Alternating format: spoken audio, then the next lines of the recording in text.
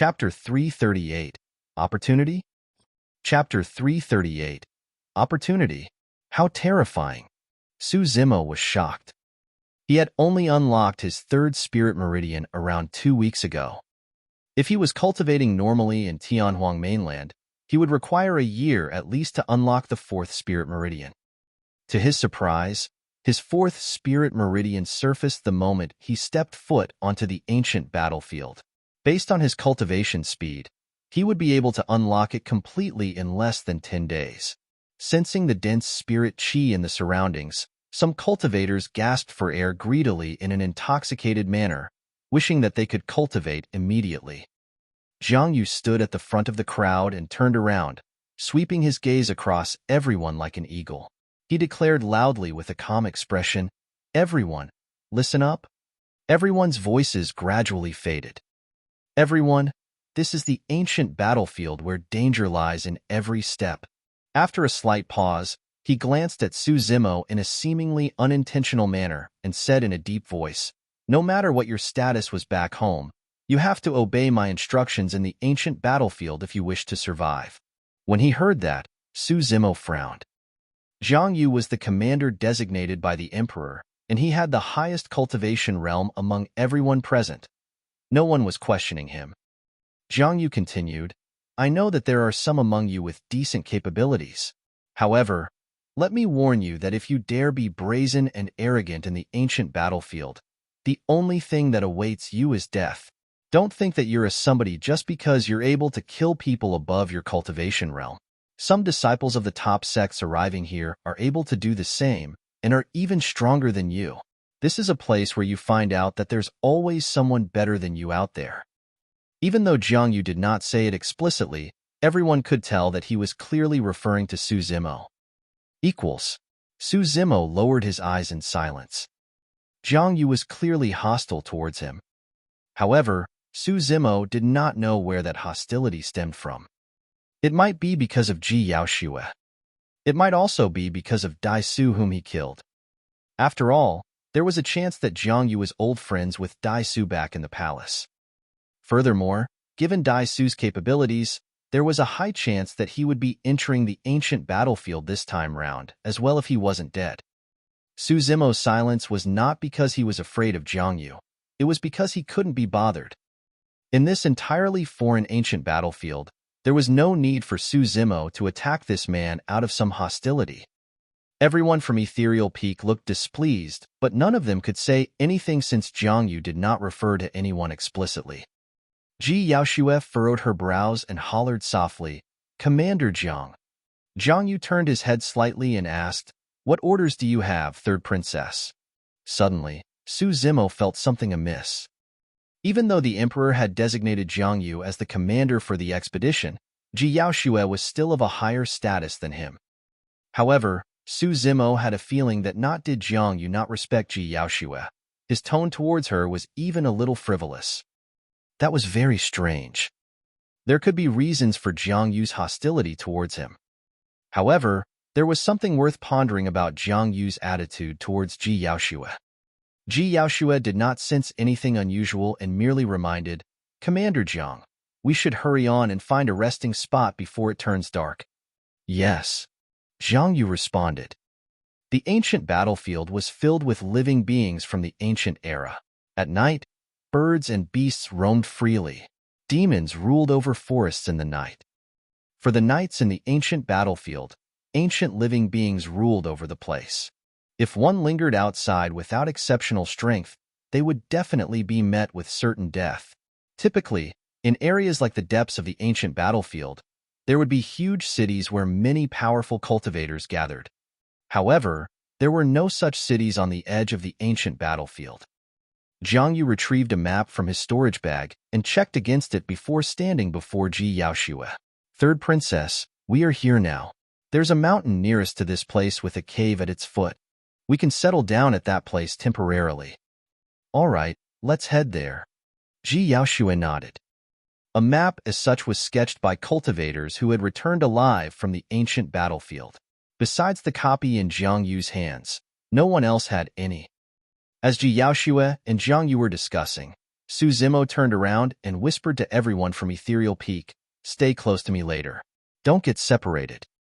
Night Spirit. Zimo patted Night Spirit on the head and pointed to Xiaoning. It understood his intentions and came to Xiaoning's side to protect her along the way. It was only after completing the arrangements that Zimo felt more relieved. Right then, Zhang Yu came before everyone and said in a deep voice, "I'll arrange for the advancing formation. The 10 cultivators of the spirit ranking will take the outer perimeter and allow the elixir refinement and talisman masters who are weaker to walk in the middle. The third princess will be right in the center while I'll stay at the front to scout the path along with the other 8 great Zhou guards." There was nothing inappropriate with the arrangement, and some elixir refinement and talisman masters expressed their thanks profusely. "Let's go." Zhang Yu waved, identified the direction, and led everyone towards the destination. The surroundings were filled with barren land, gravel, and strange rocks. There was not a single bit of vegetation that could be seen, as dead silence shrouded them in a slightly repressing manner. Thankfully, they did not encounter any dangers along the way. After walking for about 2 hours, Zhang Yu suddenly stopped and exclaimed softly. Out of curiosity, many cultivators looked forward. On the nearby gravel, there were pitch-black skeletons that had long dried up and had no flesh. A brief count revealed dozens of corpses, and there were storage bags beside each of them. The eyes of many cultivators lit up. It was obvious that those storage bags no longer had owners. This was an opportunity. No one had expected that they would encounter such an opportunity right after entering the ancient battlefield. The 8 great Zhou guards at the front were eager and looked towards Zhang Yu instinctively. He nodded, giving silent acknowledgement that those storage bags could be taken away. The 8 guards took large strides and sped towards the corpses ahead. Many cultivators at the back could not wait any longer and sprinted ahead, wanting to get a storage bag for themselves. "Don't go." Right then, Zimo frowned and shouted softly. He sensed a dangerous aura. Furthermore, Night Spirit's reaction confirmed his point. At that moment, Night Spirit's head was lowered, and it was growling ahead, standing in front of Xiaoning. Initially, everyone from Ethereal Peak wanted to join the crowd. However, they stopped instinctively upon hearing Zimo's voice. While they could not understand, they chose to believe in him. However, other than those from Ethereal Peak, other cultivators, including elixir refinement and talisman masters, dashed over. The only ones that remained on the spot were those from Ethereal Peak, Ji Yaoxue, Junhao of Azure Frost Sect, and Zhang Yu. Initially, Junhao of Azure Frost Sect wanted to head forward as well. However, he caught a sideway glimpse of Zhang Yu standing motionlessly and could not help but frown. A cold glint flickered through his eyes, and he eventually decided against heading forth. Chapter 339, Change. Chapter 339, Change. When he heard Zimo's warning, Zhang Yu's back was facing everyone as a killing intent flashed through his eyes momentarily. Apart from everyone from Ethereal Peak, the other cultivators either did not hear Zimo or scoffed at his warning and did not believe it. Ji Yaoxue turned around and asked, frowning, "Zimo, what's wrong? Something is not right?" Zimo shook his head. "Those corpses are pitch black and they died for unknown reasons without even a chance to escape. They must have met with something extremely terrifying." Fu, Si Yutong, who was about to head forth, laughed. "Zimo, aren't you too cowardly? You don't even dare to take something in the ancient battlefield that has no owner. I suggest you hide in a place to cultivate and don't come out ever." Zimo was at odds with perfected being Conglang.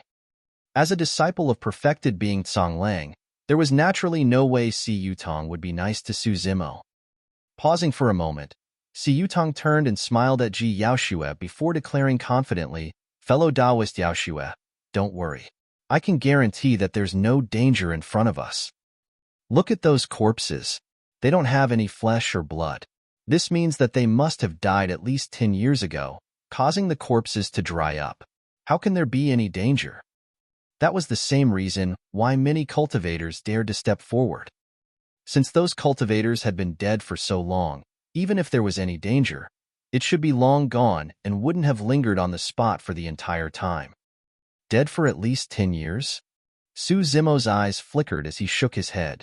Not necessarily. By now, the cultivator at the front had arrived beside the corpses. Even though the great Zhou guard at the front was excited, he was still a little cautious and did not want to venture too deep, merely picking up a storage bag by a corpse at the edge. He paused for a while. There was no danger. The guard opened the storage bag and his eyes lit up. Instantly, he stuffed the storage bag into his own and rushed forward to pick up more storage bags. When the other cultivators saw that, they rushed towards the corpses without further hesitation. All of a sudden, the gravel beside the corpse moved and a fist-sized bag slowly bulged. It grew larger, as if something was about to burst out of the sand. In the blink of an eye, similar bags appeared on the gravel one after another, attracting the attention of many cultivators. Those who were more alert already rode on their flying swords and soared into the skies. Poof! There was a crisp sound. A gigantic black-red ball suddenly burst forth from the sand and landed next to the feet of many cultivators. Before they could react, the black-red balls opened up, turning into worms with red heads and legs and black bodies. Densely packed, they swarmed towards the legs of the cultivators. Each worm was about the length of an arm and had 1,000 feet that shuffled across the gravel at the same time. They were extremely fast and instantly climbed onto the legs of many cultivators. Ah, ah, ah. A series of tragic cries rang one after another. Right in front of everyone, black fogs appeared on the faces of those cultivators, one after another as their eyes bulged out like dead fish, filled with terror. The blood vessels from beneath their skin gradually surfaced and suddenly exploded. Blood centipedes. Zimo's expression changed slightly. In order to find out more about night spirits' origins, he had browsed through many texts and ethereal peek about ancient living beings and knew about such savage beings. Blood centipedes were living beings of the ancient era and lived in groups. They were highly toxic and could turn flesh into a puddle of blood with a single bite before feeding in their groups. In a few breaths' time, they could devour a person till only a corpse was left. The toxic nature of the blood centipede was also the reason why the corpses were pitch black. It was said that they were long extinct in Tianhuang mainland, but who knew that they would exist in the ancient battlefield? It's the ancient blood centipedes. Hurry and retreat. Suddenly, Jiang Yu exclaimed and turned around hurriedly to stand beside Ji Yaoxue. There was a flash of panic in his eyes, as though he was stricken with fright as he panted. Hurry and leave, third princess. We can't linger here. But what about them? Even though she was a princess of Great Zhou, her face was somewhat pale from the sudden change in events. She pointed at the chaotic crowd in front of her, looking pained. We can't save them. If we stay here, we'll die as well. Jiang Yu shouted. In just a short while, many cultivators were already dead with their flesh gone. The only thing left behind were their pitch-black corpses with their storage bags at the side. It was the exact same way as when they first found the corpses. The 4 great Zhou guards at the forefront had all perished and lost their lives. Some cultivators at the back managed to avoid the tragedy, and some of them stood rooted to the ground, scared stiff. A cultivator at the front turned around with a look of horror on his face. His face was blackening as he reached out with his arm and grabbed the shoulder of a weapon refinement master behind him, calling out, "Save me!" Poof! The person who spoke suddenly turned into a mist of blood, splattering all over the face of the weapon refinement master. The weapon refinement master was so terrified that he snapped out of his senses and shrieked, turning around to flee immediately. However, he only managed to take a few steps when he paused and his face turned black. Turning into a puddle of blood, his corpse collapsed to the ground and a swarm of blood centipedes engulfed and swallowed it immediately. Pissed. When the surviving cultivators saw that, they gasped and their pupils constricted.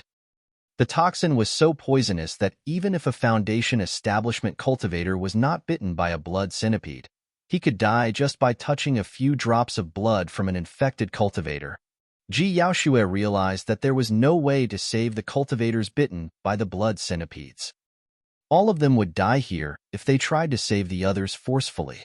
Si Yutong was so scared that his face was pale as a sheet. He felt a lingering fear in his heart, thankful that he had argued with Su Zimo and was slower. This way, everyone, ride on your flying swords. The blood centipedes can't fly.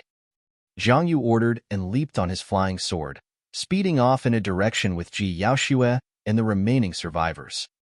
The survivors were already in a state of panic and summoned their flying swords subconsciously, soaring into the air and escaping behind Zhang Yu. The entire place was in chaos. Among everyone present, Su Zimo was the only one who could maintain his composure as he ran on the ground with Night Spirit, following tightly behind everyone. Even though they were already far from the corpse area, the sense of danger in Su Zimo's heart intensified instead of disappearing. "Be careful, everyone." Before he could finish his words, there was a loud bang. The gravel in front suddenly collapsed, forming a massive pit. A huge, hideous head popped out from the sand pit with 1,000 feet shuffling at the same time. Suddenly, it raised half of its body, facing everyone and emitting an extremely terrifying aura. A pair of sharp fangs that exuded a foul smell bit together, producing a clanging sound. Its bloodshot eyes were like blazing suns, fuming with killing intent. This was an incomparably massive blood centipede, and the half of its body that was revealed was already 100 feet long. "Ah!" everyone exclaimed. Even though the blood centipede could not fly, the raised half of its body was a full 100 feet long and blocked everyone's path instantly. They were obstructed at the front and chased at the back. Chapter 340, Poison Immunity. Chapter 340, Poison Immunity. Faced with this huge creature that blocked their way, two cultivators' eyes were filled with madness. They wanted to circle around the blood centipede and continue running. Swash, swash. The blood centipede swung the two feelers on its head that were like two long black whips. They tore through the void with a pungent smell, pulling the two cultivators back immediately. "Ah, ah." The two of them let out tragic cries and were turned into a pool of blood, devoured by the blood centipede almost instantly. To the side, Su Zimo narrowed his eyes as he pointed to a new direction and shouted. Without any hesitation, everyone from Ethereal Sword turned around and sped in that direction. Many cultivators followed suit subconsciously. Swash. A black shadow darted by and a cultivator that was riding on his flying sword in midair was swept by the blood centipede's feelers, dying miserably in its mouth. It was too fast. The cultivators were not exactly agile in midair with sword kinesis flight, and it was difficult for them to escape the feelers of the blood centipede. Some of them were bound to die when the black shadow swept by. The massive body of the blood centipede was almost completely emerged from the ground. Even at 200 feet long, it was surprisingly agile. Clang, clang, clang. Its 1,000 feet shuffled at the same time on the gravel, causing sparks to fly everywhere along with a cringing sound. Swiftly, the blood centipede charged towards Su Zimo and the others. Swash. The blood centipede swept its feelers once more, and they sliced through the air. This time round, the black shadow that darted was aimed for Ji Yaoxue. Two of the great Zhou guards made a snap decision and spun around, defending in front of Ji Yaoxue. They summoned two flying swords decisively and slashed at the black shadow. Buzz! The swords shone brightly. Both of them were superior-grade flying swords. Furthermore, the two great Zhou guards that struck were 5 Meridian Foundation establishment cultivators. Clang! A metallic clashing sound reverberated when the blades struck the black shadow. The black shadow was the feeler of the blood centipede and should have been the weakest spot of its body. However, even 2 attacks from superior-grade flying swords that were summoned by 5 Meridian Foundation establishment cultivators could not slice it apart. The 2 superior-grade flying swords were repelled and fell to the ground nearby. The blades dimmed and turned black, clearly already useless. Everyone's expressions changed when they saw that. Squeak, squeak. Upon receiving a counterattack, the blood centipede let out an ear-piercing sound and turned ferocious. Its eyes shone with a scarlet, bloodthirsty light as it lunged forward even faster than before. It struck with its other feeler, letting out a swooshing sound that rattled one's soul. At that moment, the two great Zhou guards had just lost their flying swords. Although the black shadow was coming for them, they could not dodge because the princess of Great Zhou was right behind them. Both of them touched their storage bags and crushed a protection talisman respectively before taking out two shields to block in front of them. A look of despair flickered through their eyes. Through the previous exchange, both of them had already realized that they could not match the blood centipede's strength. The toxins on its feelers alone were enough to poison them to death. Zimo's gaze turned cold as he stamped on the ground. With a boom, he leaped into midair wielding a blood-colored saber. Blood Quencher, the perfect spirit weapon. Against this ferocious beast from the ancient era, Zimo did not dare to hold back as his power of bloodline and spirit energy churned at the same time. A rumbling sound of thunder and gushing tsunami echoed from his body in a terrifying manner. 5 spirit patterns shone on Blood Quencher brightly, and a bloodied glow enveloped it at the same time. Slash! Blood Quencher tore through the air and turned into a blood beam, colliding against the black shadow. Poof! A flash of blood splattered through the sky. The feeler of the blood centipede could not withstand the sharpness of blood centipede and was cut into two. Squeak! The blood centipede shrieked tragically in pain against that massive injury as its severed feeler that was as thick as an arm wagged frenziedly, spraying endless black blood. Fresh blood gushed out the moment Blood Quencher severed the feeler. Zimo could not dodge and was covered from head to toe in the poisonous blood. Everyone from Ethereal Peak felt their hearts sank when they saw it, realizing that it was a bad sign. Brother! Xuantian swayed and felt her head spin, nearly falling from the sky. Thankfully, Long Rose supported her in time. Ji Yaoxue shrieked and her face was pale as a sheet. It was over. The toxin within the blood of the cultivators that were bitten by the small blood centipedes was already enough to kill a Foundation establishment cultivator, let alone the toxin from this massive creature. Hurry and run, third princess. Ji Yaoxue persuaded hurriedly when he saw Ji Yaoxue standing motionlessly in midair, refusing to leave. He continued, Zimo's a dead man. There's no point for you to stay here any longer, third princess. Zimo, Ji Yaoxue called out softly with a pained expression. Xiaoning, Yaoxue, leave first. I'm fine. Just as everyone thought that Zimo was dead, his voice rang out. It sounded no different from usual. Even under such circumstances, there was no trace of panic and provided an inexplicable sense of assurance. He was not dead. By then, most of the cultivators were also gradually realizing something strange. Normally, one would turn into a puddle of blood and be rendered to a corpse almost instantly after being tainted by the poisonous blood of the blood centipedes. However, more than 10 breaths had passed and Zimo was still standing on the spot. Even though they were facing his back, nothing seemed unusual. Poison immunity. 2 words flashed across everyone's mind. In reality, Zimo was also shocked when he was sprayed by the blood centipede's blood. He could clearly feel a powerful and destructive blood surge through his body, seemingly able to reap his life. However, the moment that blood seeped in, his bloodline started churning and his tsunami blood gushed within his body, rushing at the poisonous blood. Lightning was mighty and ferocious, able to purge away all evil. Not only that, Zimo had devoured a dragon before. The bloodline of the dragon race was extremely noble and terrifying. It was not something that a mere ancient blood centipede could compare against.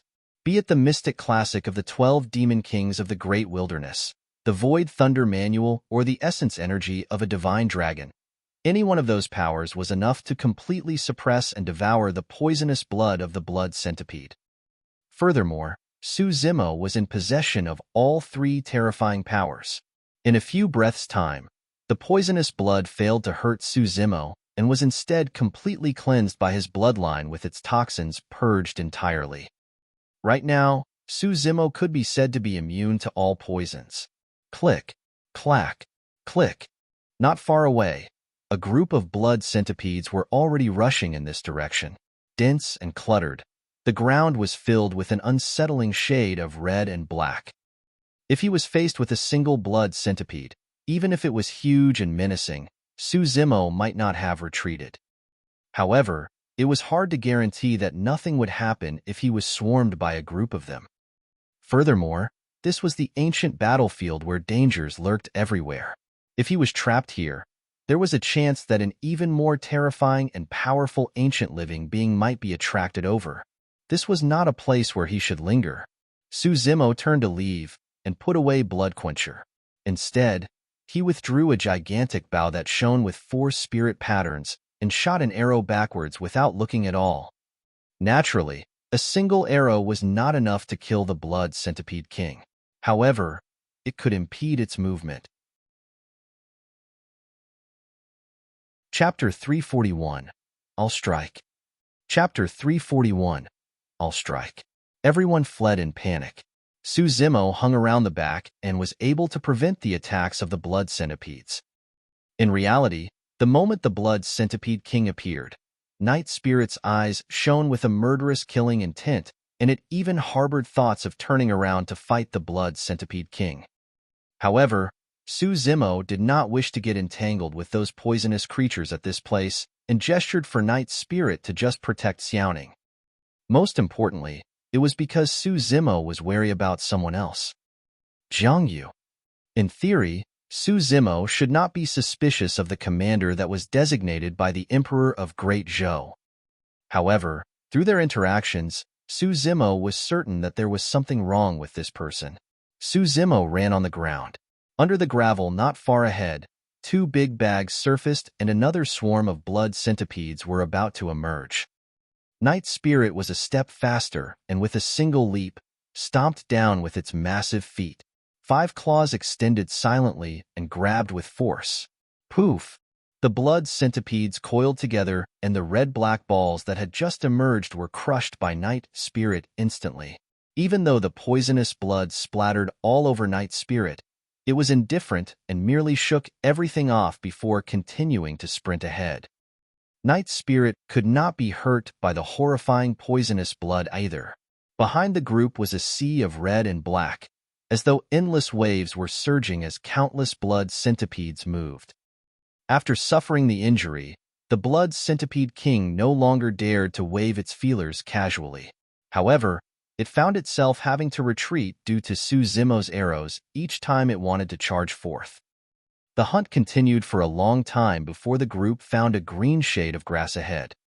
Within that desolate desert, green represented life and everyone was invigorated. When they flew above the grass, the red and black sea chasing them came to a gradual stop. Blood centipedes lived in the desert and would not leave it that easily. Standing at the edge of the desert, the Blood Centipede King raised its massive body and shuffled its 1,000 feet, roaring in the direction of Zimo's group. Its bloodshot eyes looked indignant. When they saw that, everyone slowed down and eventually put away their flying swords to descend on the ground. Gasping for breath, all of them were rattled. The escape had taken a huge toll on everyone's spirit energy and they were almost drained. They would not have lasted for much longer if they had to continue flying. Ji Yaoxue counted the crowd and she sighed gently as her eyes dimmed.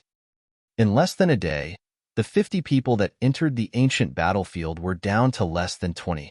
The cultivators of the elixir and weapon rankings had lower cultivation realms, and most of them did not make it.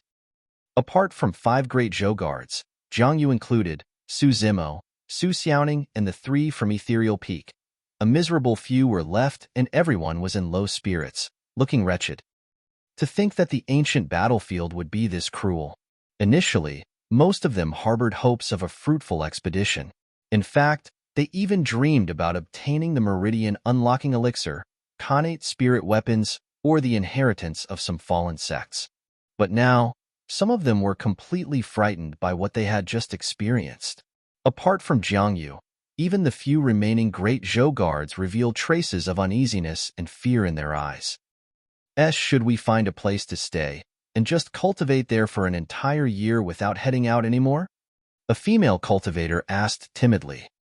In less than a day, more than half the cultivators were killed. If they were to continue roaming about in the remaining year, could they even get out alive? That's right. Xiyutong coughed gently. The spirit qi in the ancient battlefield is so rich. It won't be a wasted trip even if we were to just cultivate for a year here. With that said, he looked at Zimo, who was calm and indifferent, laughing dryly. If someone wants to die and wishes to continue heading out, go on ahead. However, don't expect us to follow you. The path of cultivation was something that defied the heavens to begin with. Every step was filled with thorns, and it was only natural that one would encounter countless dangers along the way. If one were to be fearful of advancing after meeting with some setbacks, their accomplishments in the future would be limited as well. Zimo ignored Xiyutong and swept his glance across the crowd, coming to an understanding. Of those that were remaining, even though everyone from Ethereal Peak, Shijian, Junhao and the others were shocked, none of them had fears in their eyes. Their gazes were still resolute. Zhang Yu said in a deep voice, "We don't have many people left, so no one should act on their own and divide our strength. We'll follow the original plan of heading to that cave to stay the night." "Commander Jiang, should we rest for a while first to recover our strength and spirit energy?" someone suggested. No. Zhang Yu rejected the suggestion without hesitation. Time is tight. We have to hurry and get there before night falls. He beckoned and determined the direction before walking in front to lead everyone. Ji Yaoshue slowed down and came to Zimo's side, asking concernedly with a worried expression, "Zimo, are you all right?" No matter what, she had witnessed the poisonous blood of the blood centipede spraying on Zimo. She was still worried that the poisonous blood might do damage to him. "I'm fine." Zimo shook his head and whispered, "There's something wrong with Jiang Yu. You have to be careful of him." Ji Yaoshue paused for a moment and raised her brow, looking perplexed. "Even though we suffered heavy casualties, it was an accident, and we can't blame it on Jiang Yu entirely. Furthermore, he was at the ancient battlefield 10 years ago and made it back alive. Father also designated him as the commander. I don't think there should be a problem." "The problem is precisely because he has been to the ancient battlefield before," Zimo replied. "Given his experience, there's no way he couldn't tell that there was something wrong with those corpses. However, he allowed the others to pick up the storage bags. Furthermore," pausing for a moment, he continued, "after discovering those corpses, he did not continue moving forward." Ji Yaoshue was extremely smart and instantly realized that something was amiss as well.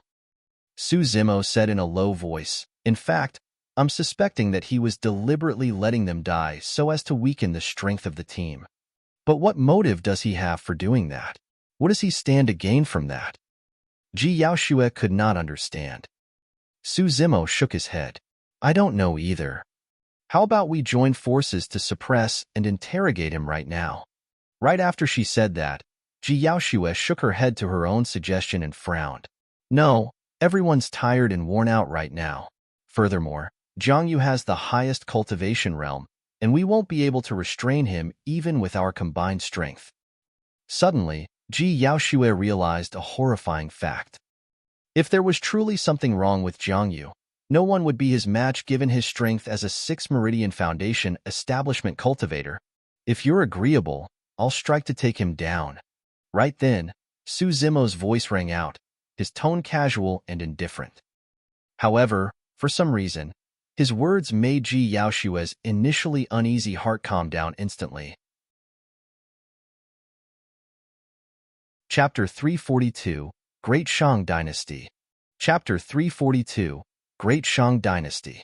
Even though Ji Yaoshue did not believe that Zimo could take down a 6th Meridian Foundation establishment cultivator, his words gave her an inexplicable sense of assurance. It was the same feeling she felt back then in Songlang Mountain Range. Suddenly, Ji Yaoshue thought of something, and her cheeks flushed, revealing a flawless beauty. Just as her imagination was running wild, Su Zimo's voice rang again. Someone's coming.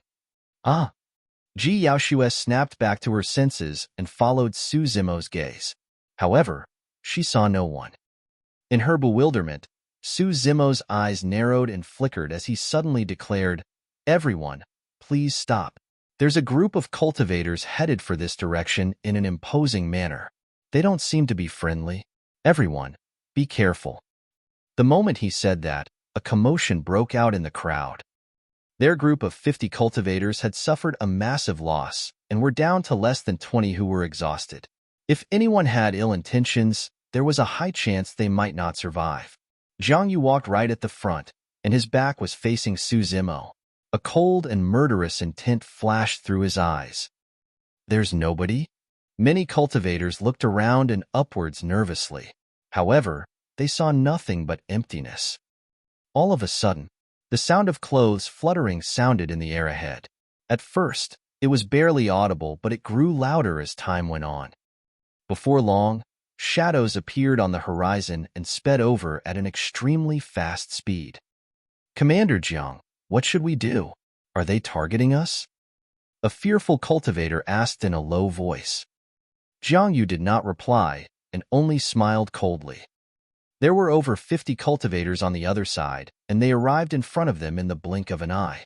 The few great Zhou guards yelled with changed expressions, "The great Shang dynasty." Upon hearing those words, everyone's hearts sank. Junhao frowned, seemingly surprised. Ji Yaoshua's expression turned extremely terrible as well. The Tianhuang North region consisted of 4 great dynasties: Great Xia, Great Shang, Great Zhou, and Great Yu. There were always wars at the borders, and the dynasties coexisted like fire and water. Under such circumstances, it was almost equivalent to the death penalty for them to encounter cultivators from the Great Shang dynasty. Su Zimo's gaze landed on Jiang Yu, and his heart stirred as he vaguely understood something. The appearance of the Great Shang dynasty's cultivators was too coincidental and perfect. This was their weakest moment. Furthermore, the cultivators of the Great Shang dynasty had located them with such precision in less than a day. It was as though someone was guiding them. None of it made sense. However, everything could be explained if Jiang Yu was someone from the Great Shang dynasty. He had intentionally led everyone to the corpses previously because he wanted to make use of the blood centipedes to weaken their group. After escaping, Jiang Yu refused to let everyone rest and continued sprinting until their spirit energies were nearly depleted. At their weakest moment, the Great Shang dynasty appeared. Everything was so logical and perfect. "I am Duan Mingda of the Great Shang dynasty. I heard that the 3rd princess of Great Zhou is here, so I've come specially to invite you over as a guest." Even though she was referred to as a guest, they were actually kidnapping Ji Yaoshue forcefully. The person who spoke wore a brocade robe and looked at Ji Yaoshue smugly. Following that, Duan Mingda swept his gaze across the others and let out a cruel smile, saying coldly, "As for the others, they shall be killed without mercy. Prepare for battle." Ji Yaoshue took a deep breath and made a snap decision. "I would rather die in battle than be taken captive. Cultivators of the Great Shang dynasty, you have belittled me." At that moment, the tenderness on Ji Yaoshue's face was gone, replaced with a steely and murderous look. She glanced sideways and whispered, "Zimo, take everyone with you and escape as far as possible. You don't have to care about me." Su Zimo raised his brows gently and did not reply. Afraid that he wasn't judging the situation properly, Ji Yaoshue continued, "I'm the one they want, so I have to die along with them. However, it's different for you guys. You can survive. Zimo, promise me that you must live on and tell father about what happened today." Foo-foo. Right then, a cold laugh sounded. Ji Yaoshue took a couple of steps forward and turned around. He looked at Ji Yaoshue and Su Zimo mockingly and shook his head. "It's too late, 3rd princess. None of you shall escape today." "Jiang Yu, you're indeed the traitor." Ji Yaoshue's expression turned cold. Everyone else from the Great Zhou dynasty were rooted on the spot, yet to understand what was happening. "Commander Jiang, why are you?" Even the great Zhou guards could not believe what was happening and asked subconsciously. Duan Mingda chuckled softly. Fellow Daoist Jiang, you have done well for us to be able to take down everyone from the great Zhou dynasty and even capture a princess. That's right. Another great Shang cultivator laughed and nodded. Your Majesty will surely reward fellow Daoist Jiang immensely for your great contribution. Your future will be bright. It's over. It's over. Si Yutong's face was ashen, as though he had lost his parents as he mumbled repeatedly. The others looked extremely terrible as well. Initially, Jiang Yu was their only support as a 6 Meridian Foundation establishment cultivator. But now, their 6 Meridian Foundation establishment cultivator was in the same camp as those from the Great Shang Dynasty. Jiang Yu's next sentence made everyone's hearts sink to the bottom. Ji Yaoxue, you had better give up. Apart from me, Brother Mingda is also at 6 Meridian Foundation establishment. It'll be difficult for you guys to escape even if you have wings. Everyone was shocked. 2 6 Meridian Foundation establishment cultivators. After Jiang Yu went over to the other side, Ji Chengtian and the other 5 Meridian Foundation establishment cultivators were the ones with the highest cultivation realms remaining. Their combined strength could not match a single 6 Meridian Foundation establishment cultivator. Furthermore, everyone was exhausted and their combat powers were reduced. Ji Yaoxue asked slowly, Jiang Yu, my Ji family has treated you well. Why are you repaying our kindness with ingratitude? Jiang Yu replied, Indeed, the Ji family hasn't let me down. However, I would have died in the ancient battlefield 10 years ago, if not for those of the Great Shang Dynasty. So, you've already sold your life to the Great Shang Dynasty 10 years ago? So, that's a reason for you to forget about who your benefactors were? To forget who were the ones who brought you onto the path of cultivation and imparted techniques to you? So, that's a reason for you to forget about the Ji family's kindness to you? Ji Yaoxue questioned loudly with a sharp gaze, unable to quell the raging flames in her heart. After a moment of silence, Jiang Yu replied expressionlessly and coldly, I don't want to die. So, you guys will have to die. Fu, Ji Yaoxue laughed. Jiang Yu continued, Ji Yaoxue, if you surrender obediently, I can guarantee that you won't suffer. But you had better not do anything foolish. There's no need to talk further. Let's fight. Let's see what kind of an ending an ungrateful wolf like you will meet in the Great Shang Dynasty. Ji Yaoxue commented icily, Everyone from the Great Shang Dynasty, listen up.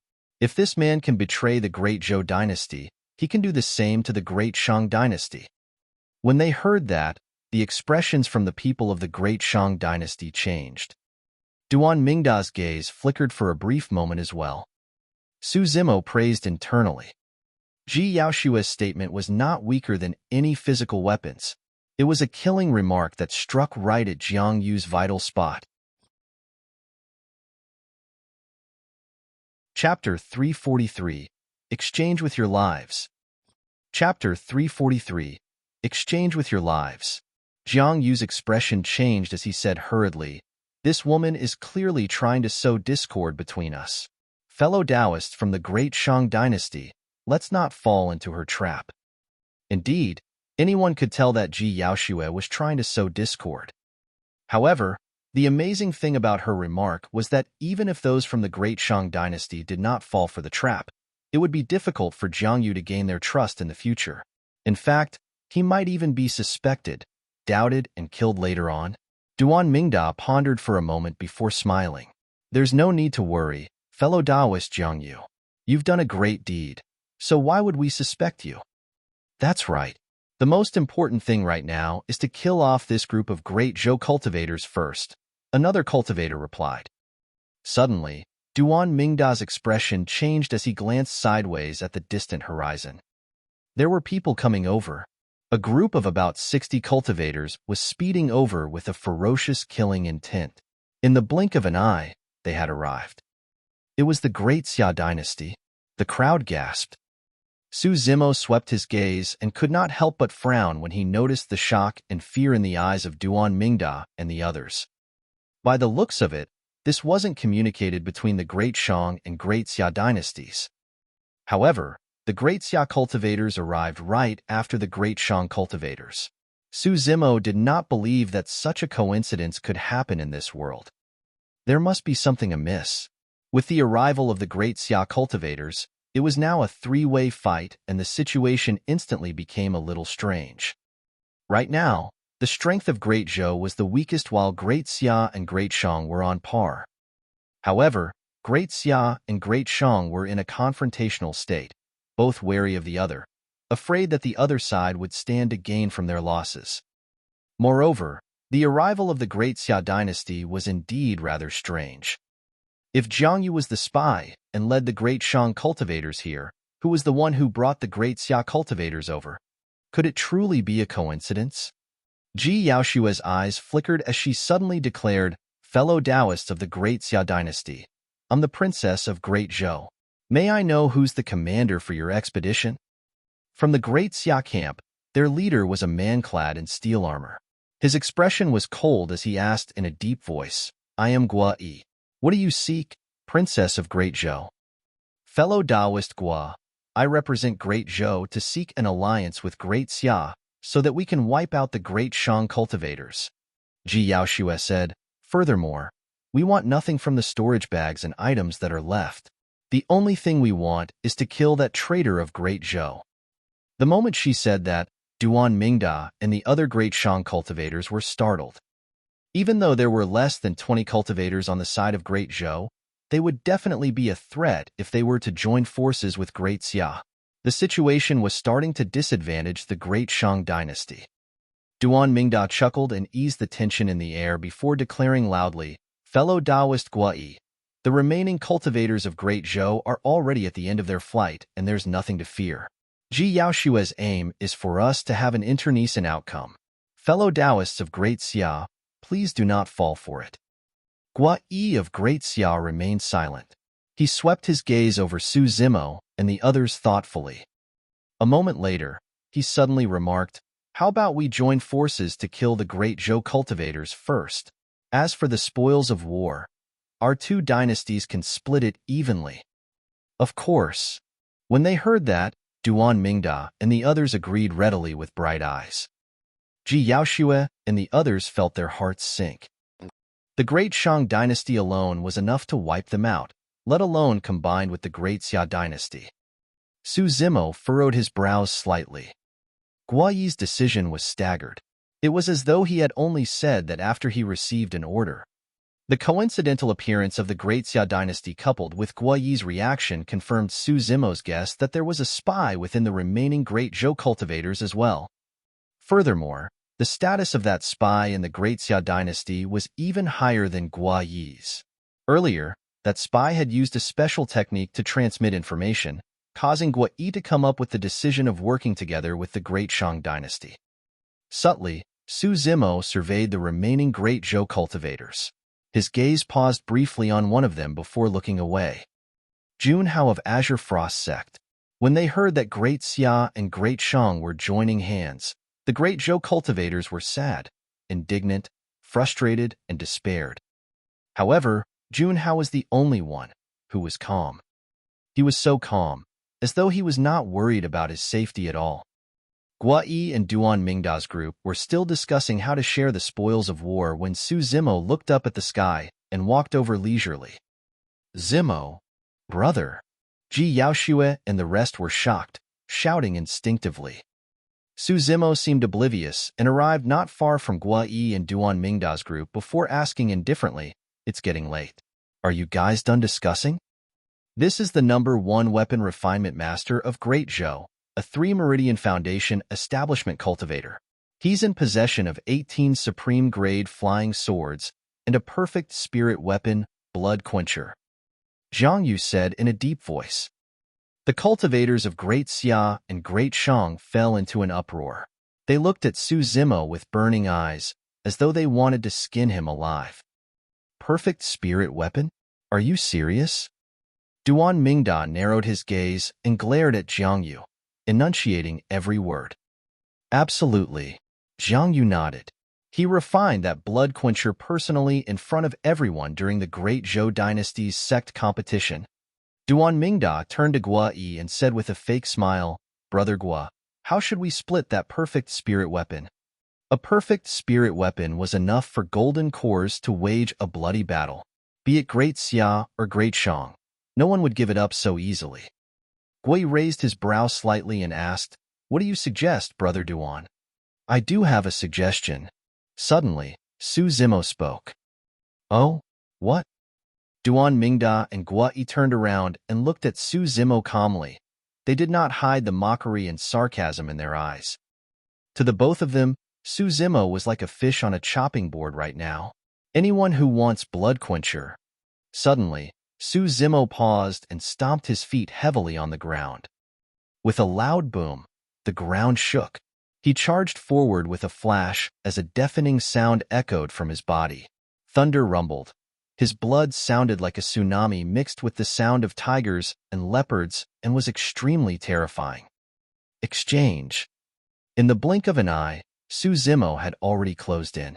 He roared and said the first word. At the same time, a massive blood-colored saber appeared in his hands. Buzz. 5 spirit patterns shone on the saber in a bedazzling manner like a blazing blood sun. It emanated with a blood stench and a torrential killing intent. The cultivators of Great Xia and Great Shang were taken aback. Duan Mingda and the others who were facing Su Zimo felt an apocalyptic might surging over that they could not defend against. With Su Zimo swung his arms and blood quencher drew a perfect arc in the air, shining forth with a horrifying bloody glow. Right now, it was too late to dodge. Duan Mingda did not have time to think as he whipped out a protection talisman and crushed it on the spot. Before he could do anything else, blood quencher had already descended from above. Lives. Those who wanted blood quencher had to exchange for it with their lives. With Su Zimo's last word, Duan Mingda's body was split into 2 by blood quencher and blood splattered everything. Even the protection talisman could not save his life. A 6 Meridian Foundation establishment cultivator was killed with a single cleave. Chapter 344, Charging Ahead. Chapter 344, Charging Ahead. None of the cultivators of the 3 dynasties thought that Su Zimo would dare strike, let alone expect his strike. Furthermore, they were too close to one another, and Duan Mingda was completely unguarded since he knew nothing about Su Zimo. Even as a 6 Meridian Foundation establishment cultivator, he was cleaved into 2 by Su Zimo and died on the spot. The crowd exploded. Kill! Kill him! The great Shang cultivators were enraged as they roared with bloodshot eyes. Zhang Yu had witnessed Su Zimo in action before. The moment Duan Mingda died, he summoned a flying sword and leaped into the air to distance himself from Su Zimo. However, the other cultivators did not know better and remained standing on the spot, summoning their flying swords that glowed with spirit lights and conjured hand seals. They were prepared to strike at the same time to kill Su Zimo. Bang! After killing Duan Mingda, Su Zimo did not pause at all and charged right into the crowd. The cultivator at the front had just summoned his flying sword when his vision blacked out and he was sent flying. Exploding in midair, the person turned into a mist of blood. Pissed. All the cultivators gasped when they saw that. A simple collision caused a cultivator to explode. The terrifying power of his burst could compare to an ancient ferocious beast. After devouring the divine dragon, Su Zimo attained greater mastery of the organ's refinement section. Every single punch and kick possessed a strength of 5,000 kilograms. The body of an ordinary cultivator would not be able to withstand his might in a clash. While he sent that person flying, Su Zimo swung blood quencher and slashed horizontally. Poof! A flash of blood appeared and a huge head flew up. Blood splattered from the broken neck, forming a terrifying sight. Blood quencher was blood-colored to begin with. After touching blood, the shade on its blade grew brighter and more blindingly red. Everyone, watch out. That person is extremely strong in melee combat. Don't let him get close to you. Zhang Yu rode on his flying sword and shouted from midair. The remaining great Shang cultivators were fear-stricken and wished that they could curse out loud. What's the point of saying it only now? Their commander for the expedition, Duan Mingda, who was at 6 Meridian Foundation establishment, was already dead. As for Zimo, he was rampaging through the crowd and many cultivators were chopped down by Blood Quencher before they could even soar into the air. Even without Blood Quencher, those people would most likely die if Zimo closed in on them. Now that he had that perfect graded Blood Quencher in his hands, he was just like a tiger who had grown wings.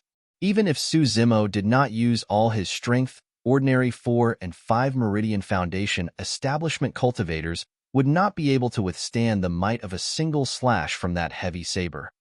Instant thunder. Zimo pointed forward and hollered softly, "Instant thunder!" Snap! A deafening sound rumbled from the skies as a thunderbolt as thick as an arm descended instantly. It struck the crowd, turning it into a sparkling sea of lightning. Many cultivators conjured spirit arts instantly to defend against it. Seizing the opportunity, Zimo entered the crowd once more and flickered left and right. Everywhere his saber was pointed, broken limbs would fly as no one could defend against him. The great Shang cultivators at the outer circle summoned 2 flying swords, scurrying into the air on one, while pointing the other at Zimo. Swoosh, swoosh, swoosh. Instantly, spirit lights danced the air as beams of light streaked through the air as though there were 1,000 rays. Lowering his body, Zimo sprawled on the ground and slithered through the grass like a snake at an extremely fast speed. The grass swayed, leaving a trail as Zimo's figure was barely discernible. He had dodged more than half of the flying swords. Behind him, mud flew all over as the flying swords left their marks. The remaining dozen or so flying swords were hot on his tail. Suddenly, Zimo's eyes lit up as he rose and channeled his bloodline, causing the sound of tsunami surging to echo from his body. Crackle! As his bloodline churned, his bones shifted endlessly while his tendons twitched and sounded in unison. Instantly, Zimo's body swelled up. "Break!" he hollered, gripping Blood Quencher tightly as his muscles expanded and knotted together, bursting through his sleeves in an instant. 2 thick arms exerted strength, raising Blood Quencher and cleaving down heavily against the dozen or so incoming flying swords. Cling, clang. The sound of metal clashing echoed. Right in front of everyone, the dozen or so superior-grade flying swords were snapped into 2 by a single slash of Blood Quencher as they scattered to the ground without luster. "Ah!" Gasps could be heard from the Great Shang and Great Xia factions. It was way too savage. This was a complete suppression in terms of brute strength, and there was no way to resist at all. Zimo's moves were too swift and decisive. In a mere 10 breaths, more than 10 great Shang cultivators had been killed by Blood Quencher, a 6 Meridian Foundation establishment cultivator included. Everyone from Great Xia stood rooted to the spot, a hint of fear appearing in the depths of their eyes. As for Ji Yaoxue and everyone else, they felt their morales rise instantly. Waving her arm, Ji Yaoxue said in a deep voice, "Everyone, this is a life and death battle. Kill the enemies with me and take down the traitor. Kill, kill, kill." Everyone from Ethereal Peak, the 4 great Zhou guards and Shurjian were all feeling invigorated and pumped as they roared and charged forward. Night Spirit's gaze was cold as it surveyed its surroundings. It did not make a move and stayed by Su Xiaoning's side the entire time. 7-star plum. Purple slash. Duality smoke, gathering sword. Countless spirit arts collided in midair as the Great Zhou and Great Xia dynasties finally clashed. Little Fatty rode on his flying sword with a gigantic axe in his hand, working with Shurjian of Southern Mountains, Sect and Sink. The 4 great Zhou guards stayed close to Ji Yaoxue's side and did not dare to leave her alone, merely dealing with the enemies with their flying swords. "Explode!" Long Ro shouted softly as her sleeves shook and more than 10 talismans appeared. Thrown into the crowd, they exploded instantly, turning into a gigantic sea of flames that engulfed a few cultivators. Although she was only at 3 Meridian Foundation establishment, Long Rose attainment in talismans was truly brilliant. Otherwise, she wouldn't have gotten the number 1 spot of the talisman ranking. Even Zimo would not be willing to take on someone like her who could throw out a large number of talismans with every attack. Ah, ah, ah. The few great Shang cultivators did not die on the spot. However, they were severely injured as their skins tore in a bloodied mess while they shrieked endlessly in the sea of flames. Sure. Xuantian of Ethereal Peak released ethereal wings and his flying sword that was at the void level. Unpredictable streams of seemingly imperceptible ripples crossed the sea of flames, killing the shrieking great Shang cultivators. In the blink of an eye, the situation had reversed. The Great Zhou faction now had the upper hand and were ferocious. In truth, there was another strong faction on the battlefield that had yet to interfere. Right from the beginning, most of the great Xia cultivators had been eyeing the situation from the sidelines coldly. Guo Yi's gaze was fixed on a cultivator of Great Zhou the entire time. Suddenly, in the chaotic battlefield, Junhao of Azure Frost Sect glanced askance at the direction of the Great Xia faction and made a few continuous hand gestures. The gestures were extremely subtle, and Guo Yi was the only one who noticed them. Understanding what it meant, Guo Yi raised his arm and shouted, "Go forth and eliminate the remaining survivors of the Great Zhou Dynasty." Chapter 345, 3/. Chapter 345, 3/. Buzz. Zimo was charging through the crowd when he heard a sword slash. His mind throbbed vaguely with a sharp pain as a warning flashed in his heart. The attack was extremely fast and sharp. It could definitely pose a threat to him. A 6 Meridian Foundation establishment cultivator had struck. Clang. Without time to look back, Zimo slashed in reverse and blocked the incoming flying sword. An ear-piercing sound of metal clashing screeched as sparks flew. That attack was extremely strong and Zimo shuddered, killing intent surging into his eyes. There was only a single person who could attack him from that angle, the traitor of the Great Zhou Dynasty, Zhang Yu. Sidestepping, Zimo dodged a couple more flying swords and spun around swiftly. He glared at Zhang Yu, who was not far away in midair, and said with a cold voice, "You have a death wish? Everyone, don't panic. As long as we keep our distance, that person is of no threat." Zhang Yu declared loudly, "I'll hold him back while you guys join forces to kill him." "Someone like you?" Zimo laughed coldly and ignored the flying swords and spirit arts coming at his back. Stomping on the ground heavily, he leaped into the air like a rainbow. In midair, Zimo conjured hand seals and suddenly, a gigantic pair of wings spread out behind him. They surged with spirit light and were lifelike. That was one of Ethereal Peak's 3 major secret skills, ethereal wings. With ethereal wings, Zimo could soar through the skies like golden cores without the need for external objects. His combat skill in the air was now the same as on the ground. Swoosh! Both wings flapped, and in a flash, Zimo brushed by a great Shang cultivator. A bloody scar emerged from that person's neck as blood sprayed out while he fell from his flying sword, already dead. Zhang Yu's eyelid twitched.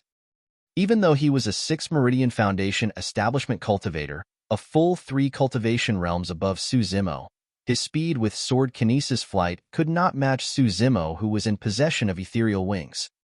In other words, Zhang Yu could only fight Zimo head-on to see who would have the upper hand. Water Moon Wheel.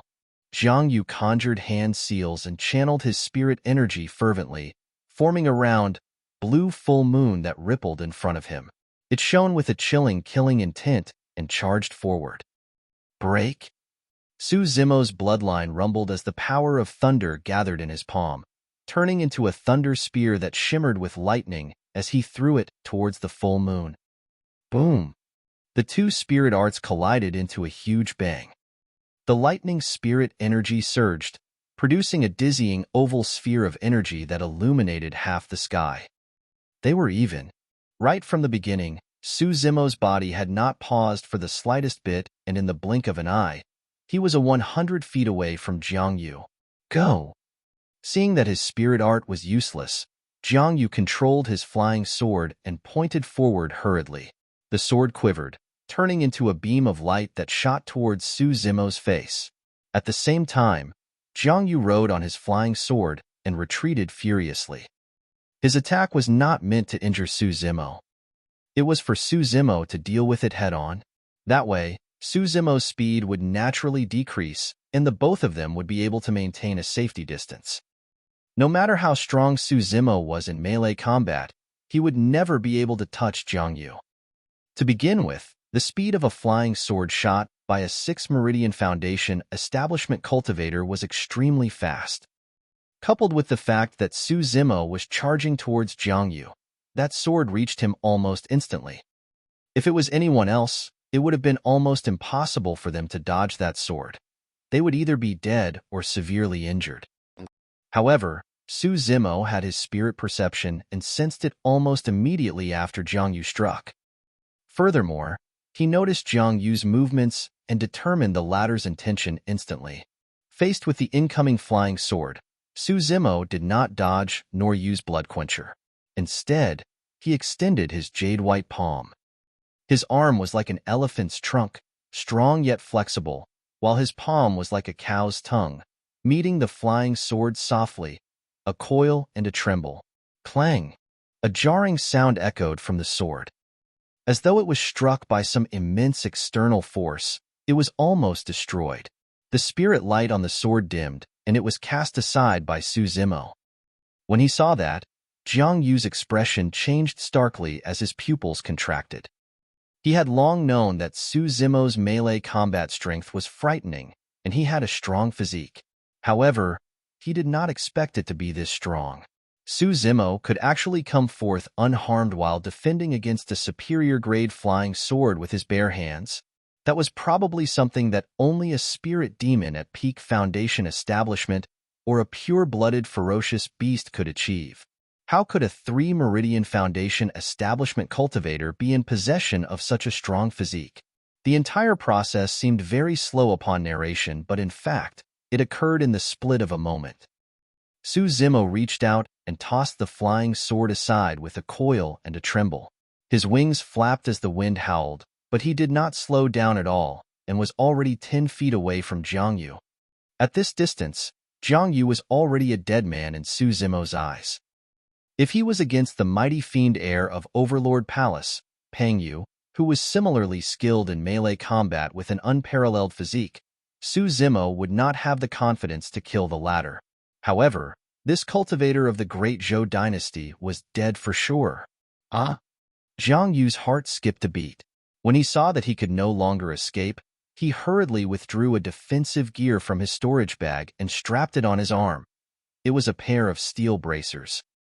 Injecting spirit energy into them, the bracers shone with 3 spirit lights. They were superior-grade spirit weapons. Su Zimo's gaze flashed like lightning as he strode forward.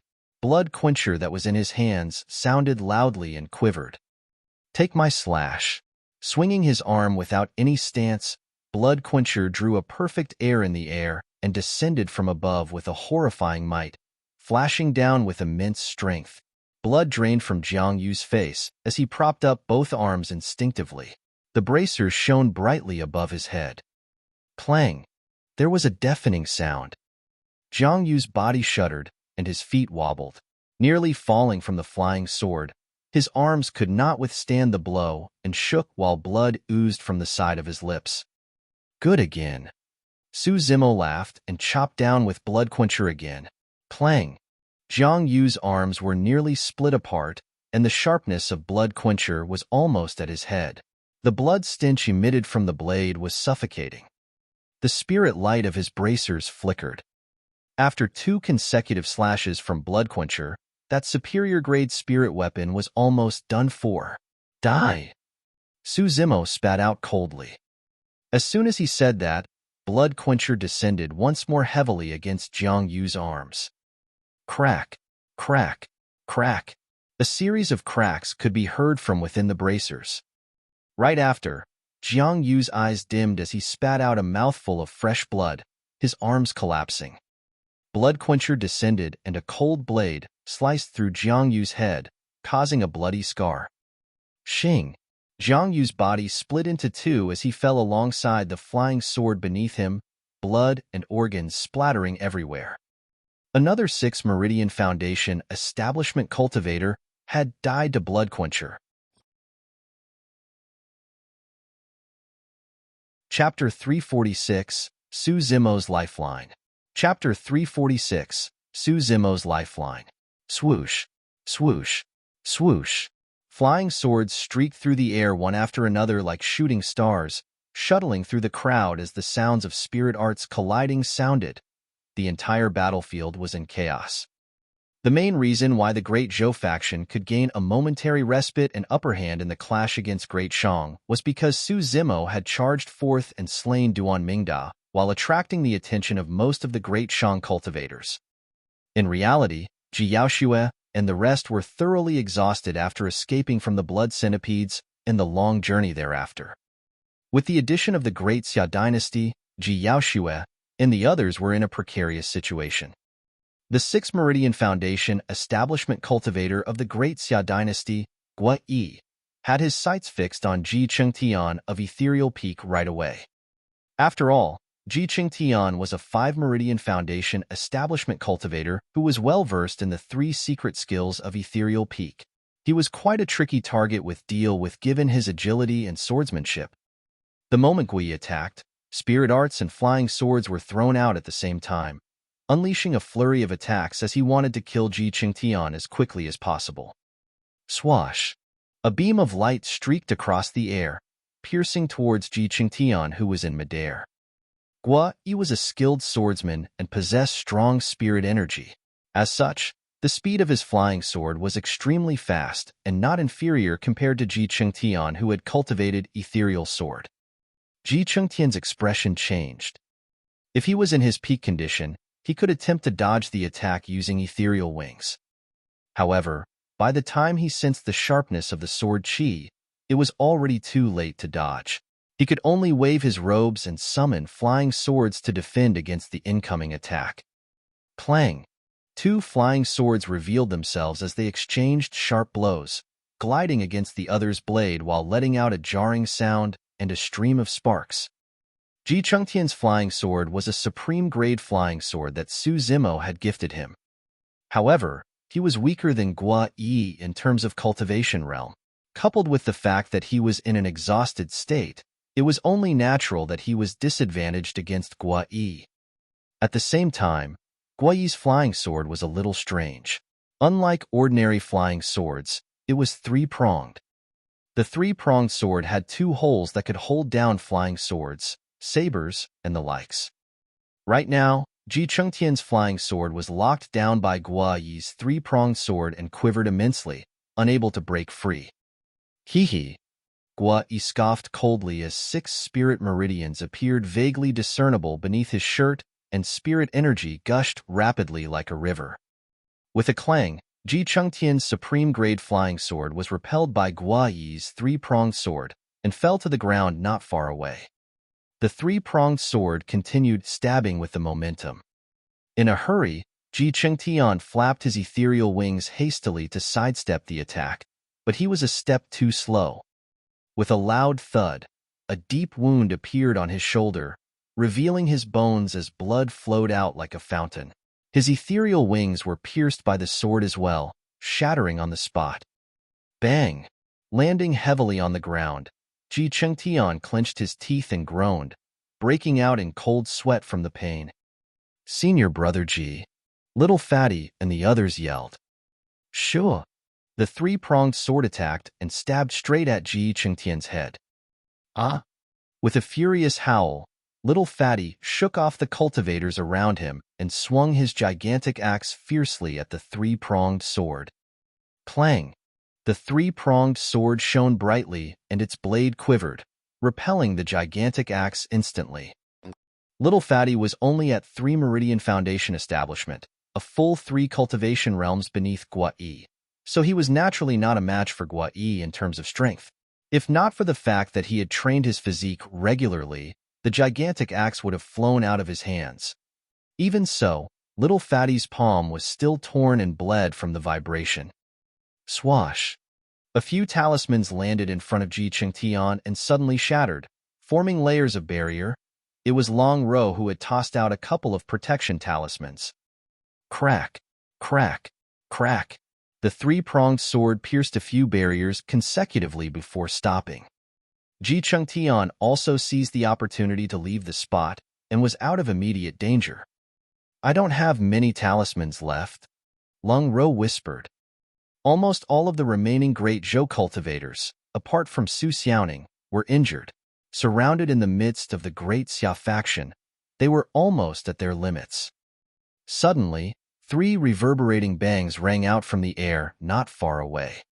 Many cultivators looked towards the voice instinctively and saw yet another 6 Meridian Foundation establishment cultivator, Jiangyu, falling from midair after being slashed by Su Zimo. Pissed. All the cultivators were shocked. Duan Mingda's death could have been attributed to his carelessness of underestimating the enemy. However, Jiangyu's death was full proof of Su Zimo's strength. It was definitely not a simple coincidence for a 3 Meridian Foundation establishment cultivator to kill 2 6 Meridian Foundation establishment cultivators in a row.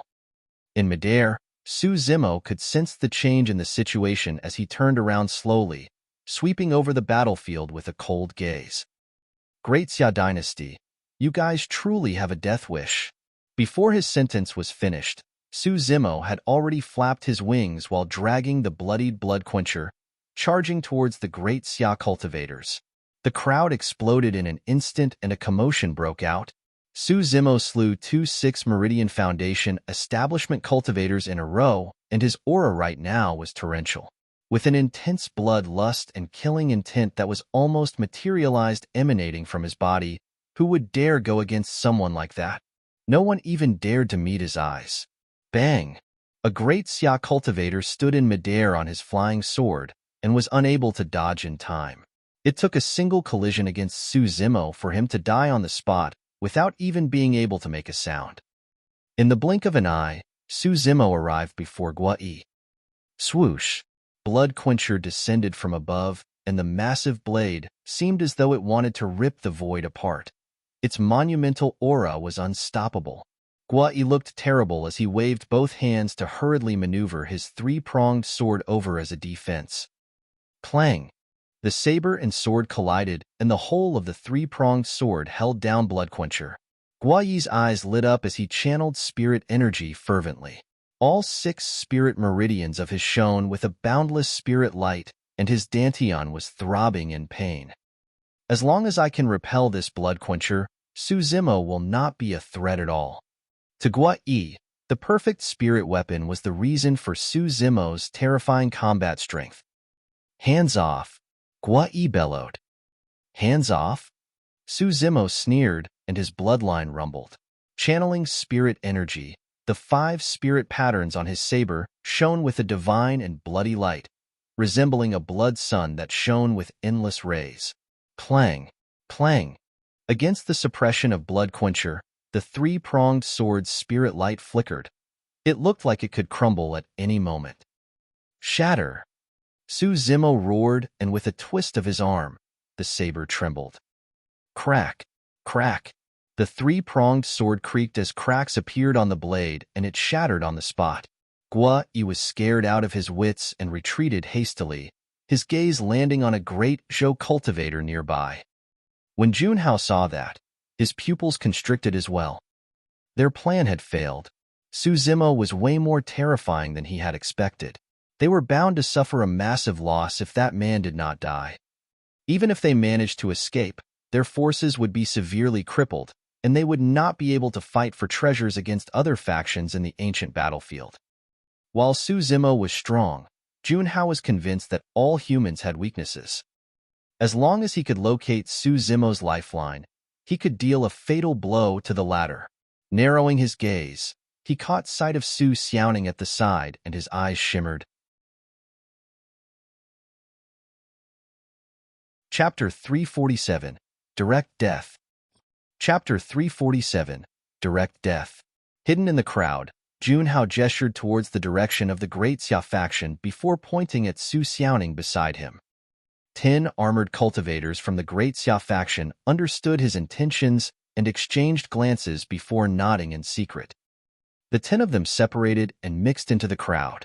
5 of them wore light armor and controlled their flying swords while releasing spirit arts to attract the attention of everyone else. The other 5 cultivators wore heavy armor and were fully geared from head to toe. The armor alone weighed around 500 kilograms. It was obvious that those 5 on the ground were body-tempered cultivators. They wielded daggers and split up in different directions, approaching Su Xiaoning stealthily. In midair, Su Zimo swung Blood Quencher and tore into the crowd, ripping a bloodied path by chopping up all cultivators who stood before him. Even 5 Meridian Foundation establishment cultivators could not withstand a single slash from Su Zimo. Throughout the entire process, Su Zimo's eyes were fixed on Guai. That was the only 6 Meridian Foundation establishment cultivator on the battlefield. As long as he was dead, the others would naturally collapse. Su Zimo noticed that some Great Xia cultivators were behaving oddly. However, he merely glanced at them indifferently while continuing to hunt down Guai with a raised saber. At the same time, Guai could sense Su Zimo's killing intent. He knew clearly well that he was definitely not a match for Su Zimo in a one-on-one fight. However, he had a way to secure victory. His only chance was a girl from the Great Zhou faction who was only at mid-stage Foundation establishment. If that girl met with danger, Su Zimo would naturally be distracted and reveal openings. At that time, it would be easy to take advantage of his weakness and kill him on the spot. If they could capture that girl alive, the situation would be even simpler. At that thought, Guai took a deep breath and composed himself. A look of conviction flashed in his eyes. It depended on who was faster. If Su Zimo killed him faster, there was nothing he could complain about. However, if that mid-stage Foundation establishment girl were to land in their hands first, Su Zimo would be doomed and the Great Zhou dynasty was bound to fall as well. To Guai, the girl was already a bird in a cage. Most of the Great Zhou cultivators around here had already been lured away, leaving a mere black wolf-like demon beast that was of no threat. Come on. Guai was confident and no longer retreated. He retrieved a protection talisman from his storage bag and crushed it on the spot. At the same time, he summoned a glistening glass mirror and held it above his head. Swoosh! Blood Quencher came at him in a clean cut. Guai's expression was resolute as streams of rich spirit energy rippled out of his fingertips, entering the glass mirror. The glass mirror expanded rapidly in a shade of dazzling gold like the sky, covering Guai's head. Clang! A distant sound echoed when Blood Quencher struck the glass mirror, resembling the bell of an old temple. Guai managed to block that slash momentarily with the glass mirror. However, his body shook violently and the power of the protection talisman dispersed in the aftershock. It was at that moment that Guai truly realized just how terrifying the power of Su Zimo's slash was. Before he could catch his breath, a second slash descended. A bloody glow crashed down, as though it wanted to split the sky above him. Guai was horrified as he glanced askance. Suddenly, his eyes went wild with joy when he caught sight of a scene on the other side of the battlefield. They made their move. The 5 Great Xia cultivators had already made their move. Haha, Su Zimo, take a look. Your sister is about to die. Guai was laughing in a maniacal manner, and his features were almost contorted. Right after, his laughter stopped and his heart sank. Su Zimo's Blood Quencher did not stop at all. His eyes were calm, and there was no trace of panic or worry in them at all. In fact, Su Zimo did not even turn to look. How could that be? What went wrong? Guai looked to the other side of the battlefield instinctively. The next moment, his eyes were widened in shock, as though he had just witnessed the scariest thing in the world. His mouth opened up, but he could not say a single word. It was as if someone had grabbed his throat. The 5 heavy-armored Great Xia cultivators formed an encirclement around Su Xiaoning and were less than 10 feet away. All 5 of their gazes were subconsciously fixed on the demon beast beside her. It was covered with a cold, indestructible scale armor from head to toe, and its tail was like a steel whip, carrying a sharp spike that shone with a chilling aura at its tip. Ever since the start of the battle, the demon beast had been by the girl's side and had never made a move. Right now, it was sprawled on the ground motionlessly. Even after a long time, its eyes seemed like they were closed, as though it was lazily asleep. The 5 of them glanced at the demon beast. Junhao gave a subtle nod. "Attack!" One of them shouted softly, and the 5 of them split up in different directions. Charging forward at the same time, they arrived before Xuantian within a couple of steps. Junhao, who was watching at the side, pretended to be shocked and exclaimed, "Watch out!" In truth, it was too late even if the cultivators nearest to Xuantian jumped in to assist her. A smug look flashed through Junhao's eyes. All of a sudden, Night Spirit, who was initially sprawled beside Xuantian, opened its eyes, letting out 2 cold rays of light. Instantly, the temperature of the battlefield seemed to have dipped. It rose and, with a single leap, extended a pair of front paws to welcome 2 incoming cultivators. Sharp claws extended stealthily from the gap between its fingers and shone with a cutting glint and a cold aura. A ferocious aura that was asphyxiating burst forth. Night Spirit was way too fast. The 2 of them merely felt their visions blur before one of them died on the spot with blood gushing out of his ripped throat. There were 5 holes in the steel helmet of the other person. Night Spirit had ripped through it, and the person collapsed limply on the ground with brain juice flowing out. A black shadow streaked through the void. It was like a snake in the night, coiling around the throat of a cultivator before ripping forcefully. Crack, crack, crack. The person's throat was snapped on the spot. Immediately after, the black shadow continued darting around. Poof! One of the cultivators seemed to have been pierced by a steel whip as a cold light shone from his back. It was Night Spirit's tail.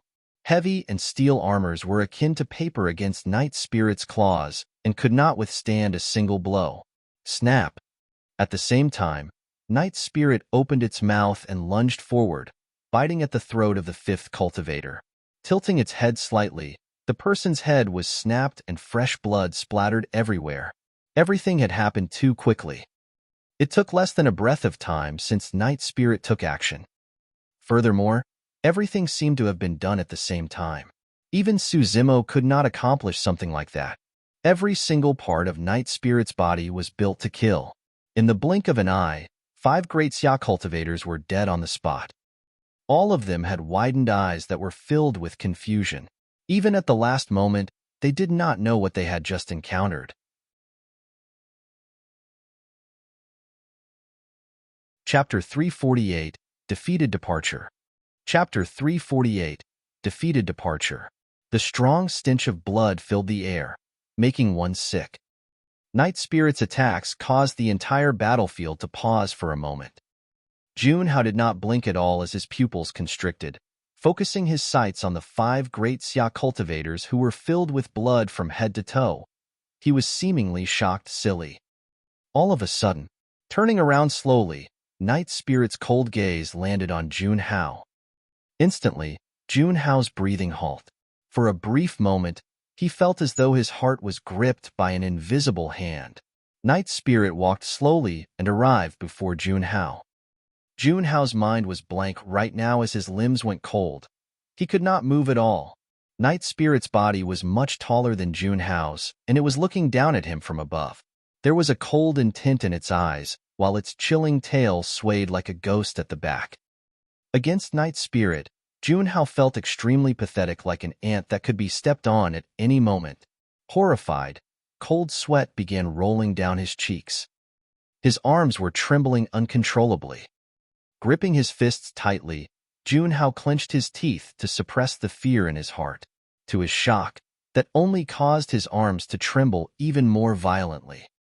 Night Spirit, hurry back? Suddenly, a girl's voice sounded.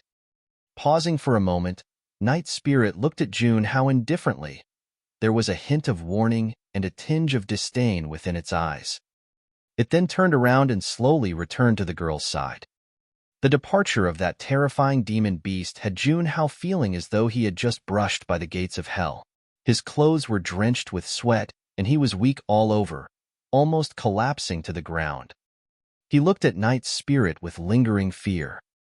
The violent demon beast that had let out its menacing claws earlier on was now sprawled obediently beside the girl, even letting her pet him with her jade-white hands.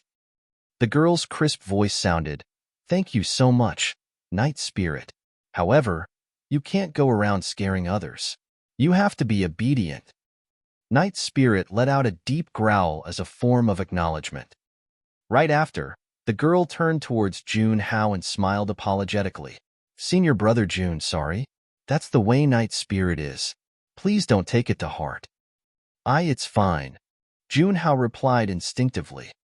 Earlier on, he had truly sensed the killing intent from that demon beast called Night Spirit. If the girl hadn't called it back, he might be dead right now. The girl chuckled and continued, "Thank you for your warning just now, Senior Brother Jun. It's only right, huh?" "Ha ha." Junhao laughed dryly. Even though he had no mirror, he could sense how stiff his smile was. He felt a sense of relief. He merely gave that fake warning earlier on because he did not want to expose his identity prematurely. By the looks of it, he seemed to have gained Su Xiaoning's trust instead with his actions. Of course, even so, Junhao no longer dared harbor designs on Su Xiaoning. The demon beast at her side was way too terrifying. In fact, Junhao suspected that the reason why the demon beast was so hostile towards him was because it had sensed something. Darn beast. He cursed internally. On the battlefield, Blood Quencher crushed down with a scarlet glow as the sky that was formed from the glass mirror shattered, forming a huge crack. Crack, crack, crack. In the blink of an eye, the crack multiplied into its surroundings, covering the entire sky densely. The glass mirror was shattered. Gui fell from the sky and coughed with blood. He was looking at Night Spirit with widened eyes, filled with fright. The fact that Night Spirit had killed 5 great Xia cultivators also implied that he had lost his lifeline. Immediately after, Su Zimo cut down casually onto Gui's head. At this point, all 3 Six Meridian Foundation establishment cultivators had died. The cultivators of the Great Xia and Great Shang factions were instantly defeated as they let out shouts and fled in all directions. With his ethereal wings, Su Zimo streaked through the skies and a scarlet glow shone repeatedly. Finally, he relented after killing more people continuously. The cultivators of the 2 dynasties fled in various directions, and it was impossible if he wanted to eliminate them all. Furthermore, it would waste time if he were to continue hunting them. They were in the ancient battlefield after all, and it was already getting late. Su Zimo was worried about other stuff. Finally, the battle royale between the 3 dynasties ended with the defeat of the Great Shang and Great Xia dynasties. Even though the Great Zhou dynasty was victorious, it was a tragic victory. Initially, Ji Yaoxue had 4 Great Zhou guards protecting here, but the battle cost 2 of them. Right now, there were 11 people remaining: Su Zimo and his sister, Ji Chengtian, Long Ro and Little Fatty of Ethereal Peak, Ji Yaoxue, and 2 Great Zhou guards, Junhao of Azure Frost Sect, Shi Jian of Southern Mountains Sect, and Si Yutong of Iridescent Clouds Palace. Of course, there was also Night Spirit. Out of the 11 of them, apart from Su Zimo, Su Xiaoning, Ji Yaoxue, and Junhao, the other 7 were covered in blood and had injuries. Su Zimo said in a low voice, "Everyone, pack up and leave this place as soon as possible." "That's easy for you to say. How can we move?" Si Yutong grumbled, "We're all injured now, suffering from pain everywhere and thoroughly exhausted. There's no way we can use sword kinesis flight." Su Zimo swept his gaze at him. Recalling the methods of this man before him, Si Yutong could not help but shudder and shut up. Ji Yaoxue asked softly, "Zimo, should we rest here first?" "No." Su Zimo shook his head. "So many people died in this battle, and the stench of blood is spreading. Many ancient living beings will definitely be attracted here, so we must not linger." After surviving a year in Songlang Mountain Range, Zimo was clear of the rules there. However, the ancient battlefield was 10 times crueler than Songlang mountain range. When they heard that, everyone's hearts skipped a beat as they could not help but look fearful upon recalling the moment they came across the blood centipedes. Zimo continued, "It's already close to evening now. If we don't look for a place to settle down before night, there's a high chance we'll find ourselves surrounded by ancient living beings. What should we do then?" As the skies darkened, the cultivators were also starting to feel uneasy and nervous. None of them had any ideas. Before entering the ancient battlefield, they were warned repeatedly by many seniors that birds, beasts, and terrifying living beings roamed the ancient battlefield at night. This was not a place where they should wander at night, or they would definitely be met with death. Pondering in silence for a moment, Zimo started moving to collect the storage bags of the other two dynasties. He would open every single storage bag for a look. Humph, someone was in a hurry to leave, but he's already busy collecting the spoils of war now, Xuantian could not help but remark softly. Little Fatty said coldly, Xuantian, don't forget, if my bro didn't attack, you would have long been dead. Ji Yaoxuan nodded as well. It's only right that those storage bags belong to Zimo. She paused for a moment and continued, however, I've got a feeling that he's looking for something. Right then, Zimo's eyes lit up as he retrieved an exquisite spirit vessel from one of the storage bags. Injecting spirit energy into it, the spirit vessel expanded instantly and hovered in front of everyone. Let's go. We'll board this spirit vessel and leave this place, Zimo waved. When they saw the spirit vessel, everyone was enlightened and exchanged glances. It was as though a rock had been lifted off their shoulders as they looked at Zimo with gratitude. Chapter 349, Clues of the Ruins. Chapter 349, Clues of the Ruins.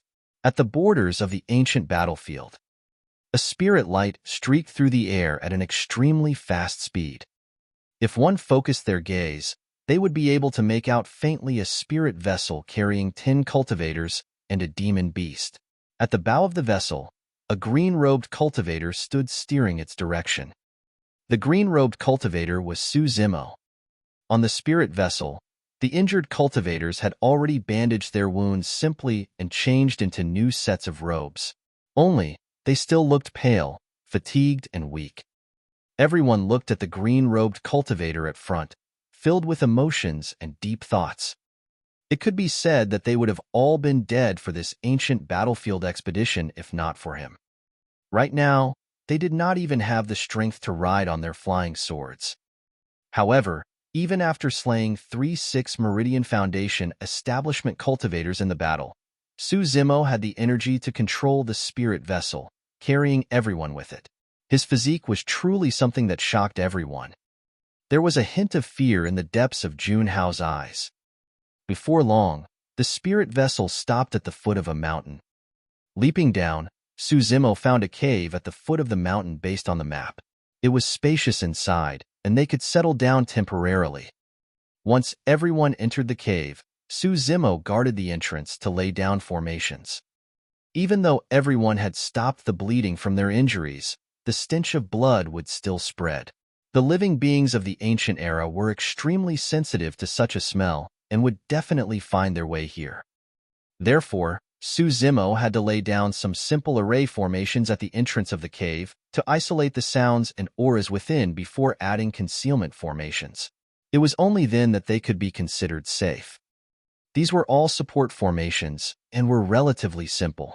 Before night arrived, Zimo was already done with them. Ji Yaoxue came over and said, Zimo, let's take turns standing guard tonight. That's right, bro. Take a rest tonight, and we'll take turns standing guard.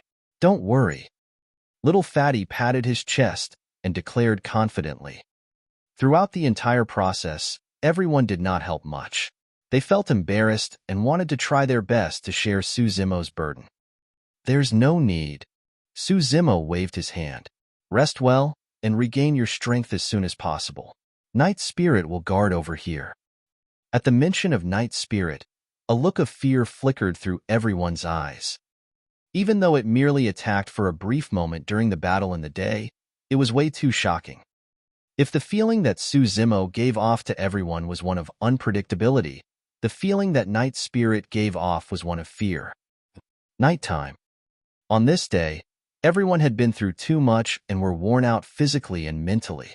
Now that they were finally relaxed, most of them fell asleep. Night Spirit rose and walked out of the cave stealthily. It melted into the darkness and vanished. Zimo was not worried about Night Spirit. Its strength right now was equivalent to the peak of Foundation establishment. Furthermore, they were at the borders of the ancient battlefield right now, and there was nothing that could threaten it. Sitting quietly in the cave, Zimo tidied the day's gains. There were a total of 60 storage bags. Even though there were no supreme-grade spirit weapons within them, there were many superior-grade spirit weapons and plenty of elixirs. He chose a couple of perfect-grade elixirs and put them away for his own use while placing the rest together.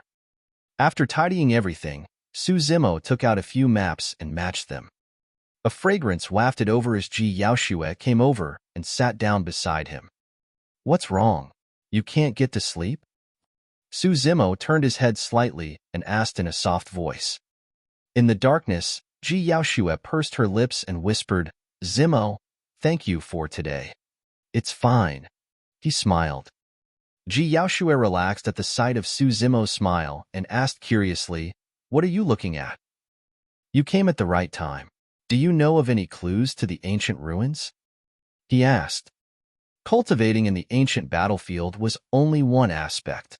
More importantly, it was obtaining the Meridian Unlocking Elixir along with other treasures and inheritances. All of those items only existed within the ruins of the ancient battlefield. No. Yaoshue shook her head. Most of the ruins around the borders of the ancient battlefield have been looted entirely, and there are few that are undiscovered. Take a look at this.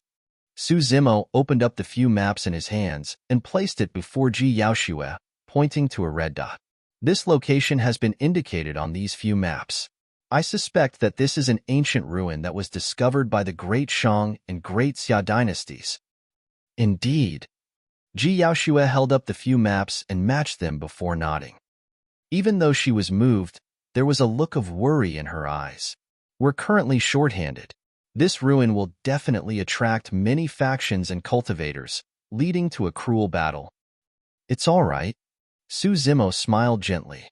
"There are no powerful sects and top-tier cultivators at the borders of the ancient battlefield. Furthermore, we've already destroyed a large part of the Great Shang and Great Xia dynasty's strength.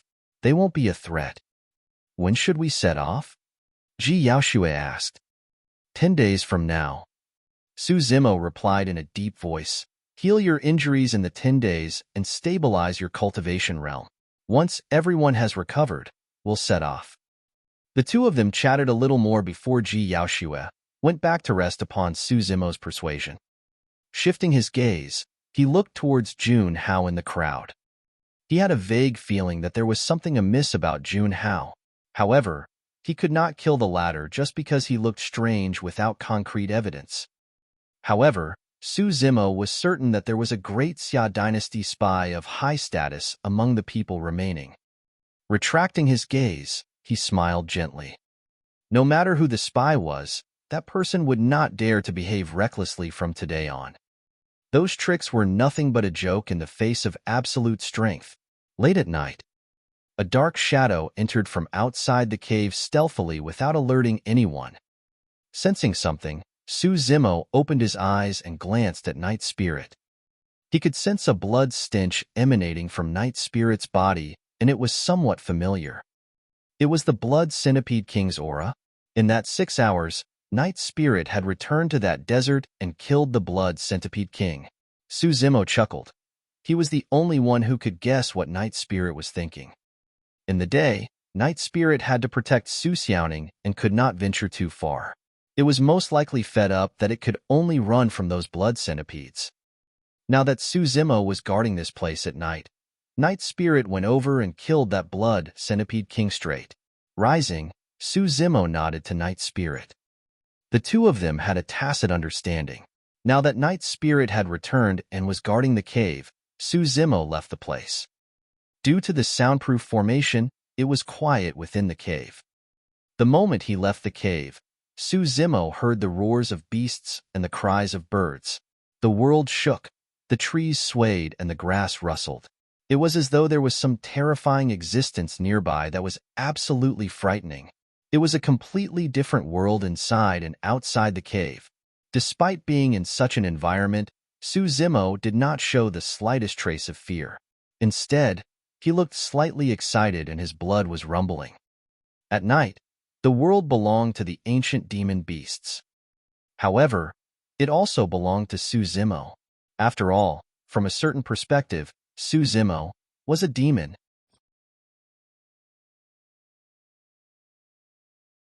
Chapter 350, 7 Orifices. Chapter 350, 7 Orifices.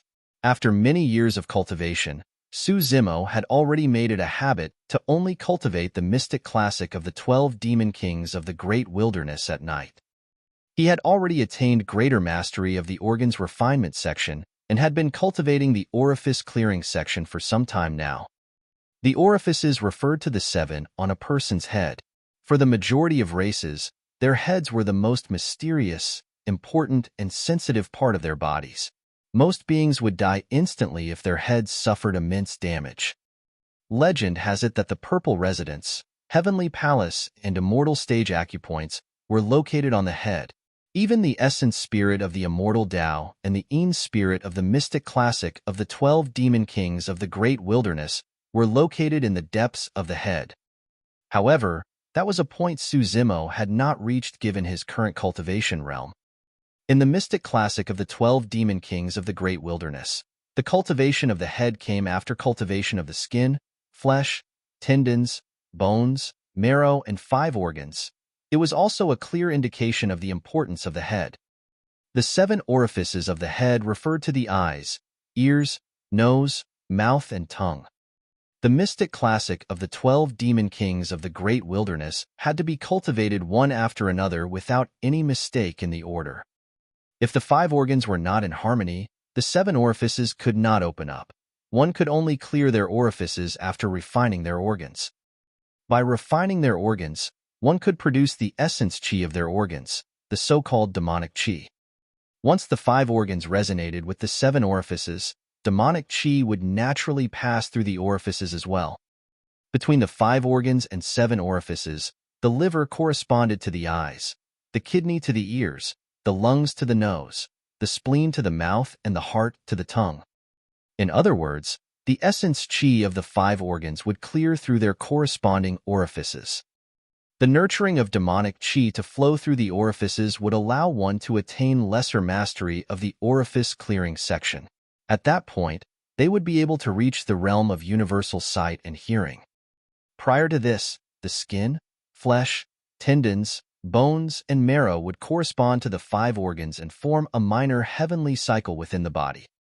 After clearing the 7 orifices, the skin, flesh, tendons, bones, and marrow, 5 organs and 7 orifices will tricorrespond and form a major heavenly cycle within the body.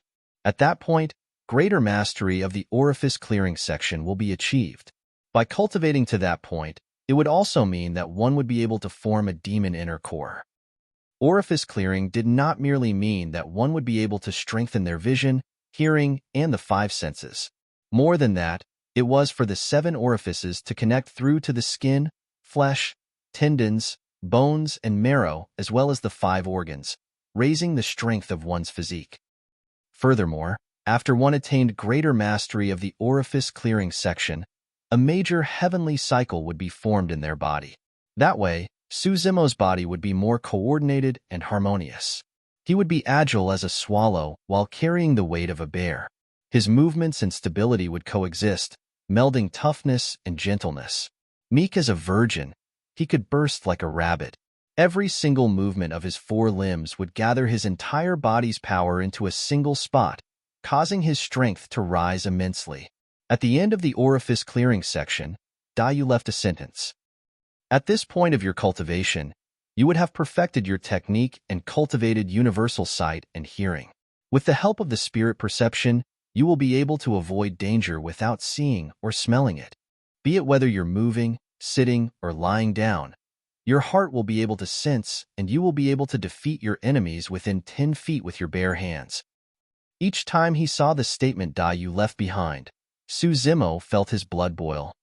In other words, that sentence meant that he was invincible within 10 feet. Furthermore, Zimo believed that the mystic classic of the 12 demon kings of the great wilderness truly did possess such a capability.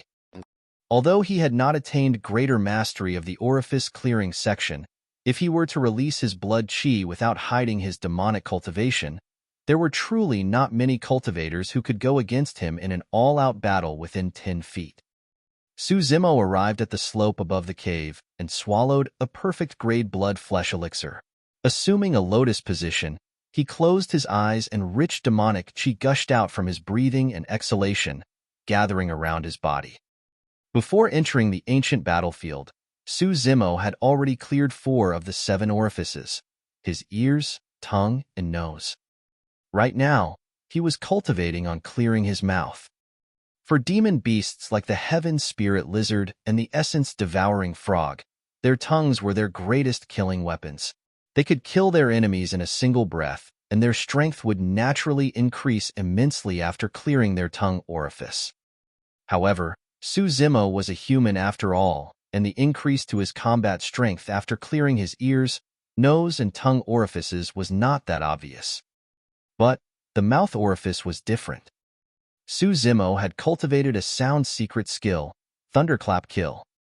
Even though it was an incomplete version, Zimo's breathing was long and his lungs were strong.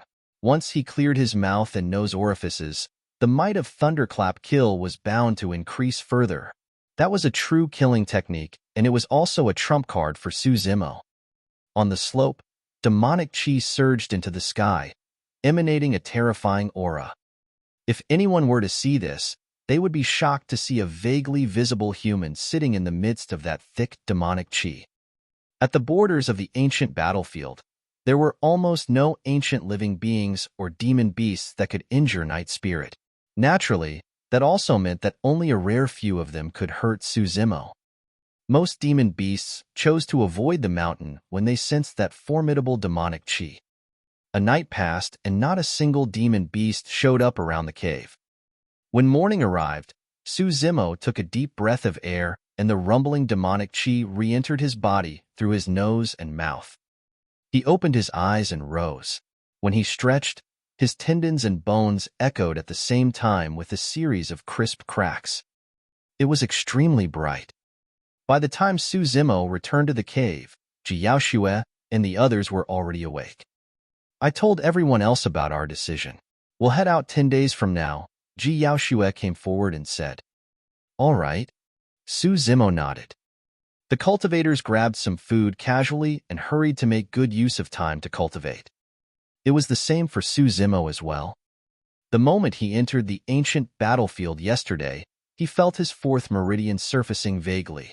Coupled with that massive battle, it would probably take a few more days at most for him to unlock his 4th spirit meridian completely. During this period of time, Xiyutang took a walk outside and upon returning, said with a serious tone, "This cave is really well hidden. Even after last night, there are no signs of birds or beasts nearby." Most people did not have any reaction when they heard that. However, some of them looked at Zimo thoughtfully.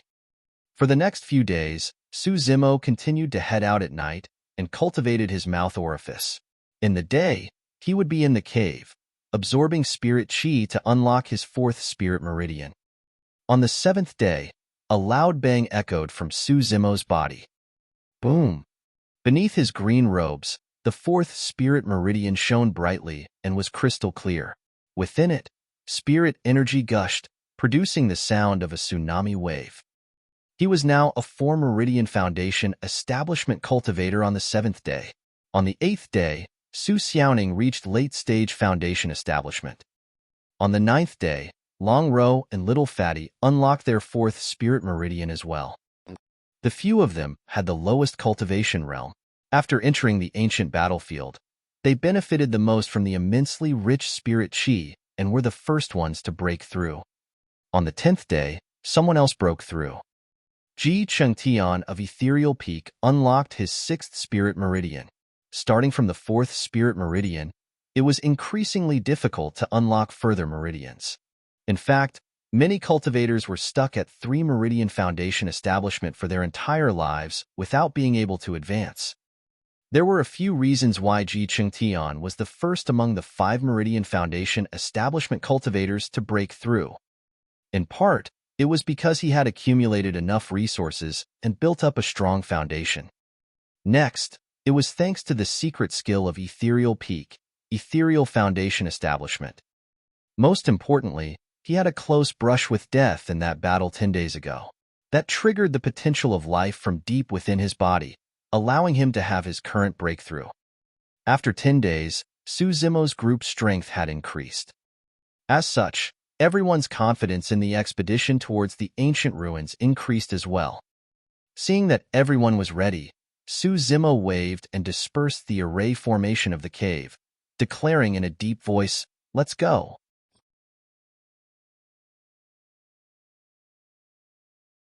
Chapter 351, Great U Dynasty.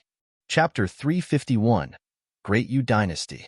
Zimo and the rest sped towards the ancient ruins marked on the map.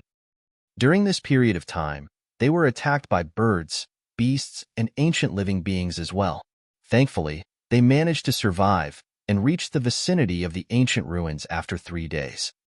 Many cultivators were gathered at the foot of a steep mountain. They were all dressed differently, and it was clear that they were from different sects and factions. The seal of this cave abode is getting weaker. We'll probably be able to remove the seal before night falls. That's right. It won't be in vain that we've waited here for so long. Some of the groups contained dozens of people, but there were also small groups of less than 3. A single glance revealed that there were hundreds of people, either whispering in hushed tones or conversing loudly. Apart from Zimo's group, there were also other cultivators gathering towards this place, and the crowd was increasing. Through the other cultivators, Zimo's group got to know that there was a concealment formation surrounding this ancient ruin previously. The cultivators who had entered the ancient battlefield previously did not manage to discover this place, and that's why it was preserved. As time passed by, the concealment formation could no longer hold out and dissipated, revealing signs of the ruin. As such, the number of cultivators that discovered it increased. However, there was still a sort of seal surrounding the ruin that no one was able to dispel. Hence, they could only wait for it to dissipate on its own. By the looks of it, this should be a cave abode left behind by a golden core. I wonder what treasures are inside. Hopefully, there's a meridian unlocking elixir. Of course, it'll be even better if there are supreme-grade spirit weapons. Perhaps there's even a perfect spirit weapon. Yes, looking at the seal outside this cave abode, this golden core wasn't someone weak in the ancient era. There's a possibility that he may have left behind a perfect spirit weapon. There were different types of ruins in the ancient battlefield. Some of them were cave abodes left behind by ancient cultivators, such as the one before them. There were also ruins of sects that would contain a myriad of secret skills and elixir recipes, some of which may have already been extinct. The first goal of all cultivators who entered the ancient battlefield was the Meridian Unlocking Elixir. For Foundation Establishment cultivators, the Meridian Unlocking Elixir was a treasure that had long been lost in Tianhuang mainland. Each time a Meridian Unlocking Elixir showed itself, it would lead to a bloody battle. Zimo brought Ji Yaoxue and the others to the foot of the mountain where they settled down at an empty space, waiting for the seal to dissipate. He gazed at the cave abode at the top of the mountain in deep thoughts. Little Fatty analyzed, I don't think there's anything good in a cave abode left behind by a golden core. There's a higher chance of finding a Meridian Unlocking Elixir in the ruins of a sect. That's not for sure. Zimo shook his head. Anyone who can dominate the ancient battlefield and leave behind an inheritance cave abode is far from simple. Furthermore, the fact that the seal of this cave abode did not dissipate for so long is proof that there must be great treasures within. As time passed by, the aura of the seal outside the cave abode weakened and the number of cultivators increased. Although everyone was fine now, the tension at the foot of the mountain was getting increasingly heavy. The reason why there was no conflict was because the treasures were not seen yet. It was almost certain that blood would be spilled the moment a rare treasure showed itself. Suddenly, a commotion broke out from the crowd as they dispersed while a group of cultivators with cold expressions wearing dark metal armor strode through. "It's the Great Yu Dynasty. We have to be careful later." Ji Yaoshue looked at the dozens of cultivators nearby and whispered, "Their leader should be the prince of the Great Yu Dynasty." Right as Ji Yaoshue said that, the Great Yu prince turned around, seemingly sensing something. When he saw Su Zimo and the rest, there was a flash of mockery in his eyes. "That's all the people you have left? Seems like the Great Zhou Dynasty has suffered quite a heavy loss in just over 10 days. The Great Yu prince chuckled. "I'll give you guys a suggestion. Stay away from this mess, and you might be able to return to Great Zhou alive. Otherwise, foo-foo. Don't worry about it." Ji Yaoshue's tone was calm. The Great Yu prince's eyes lit up when he caught sight of Ji Yaoshue's appearance. A strange glint flashed in his eyes as he laughed evilly. "How may I address you, beauty?" Right after, he looked around and caught sight of Long Ro and Su Xiaoning, causing the evil glint in his eyes to intensify. "Not bad, not bad." The Great Yu prince laughed as he rubbed his hands together. "You guys come in all shapes and sizes, and each has your own merits. I like it, foo-foo." "Insolent." Junhao bolted upright and shouted with a sullen expression, "This is the princess of Great Zhou. How dare you speak such filthy words?" Su Zimo frowned. Although Junhao seemed like he was chiding the Great Yu Dynasty, he was exposing Ji Yaoshue's identity at the same time. It was hard to tell if his action was justified. No wonder. The Great Yu prince burst into laughter and stared at Ji Yaoshue's flawless face with darkened eyes. His gaze seemed illusory as he said, "That's an aura that only a princess can possess."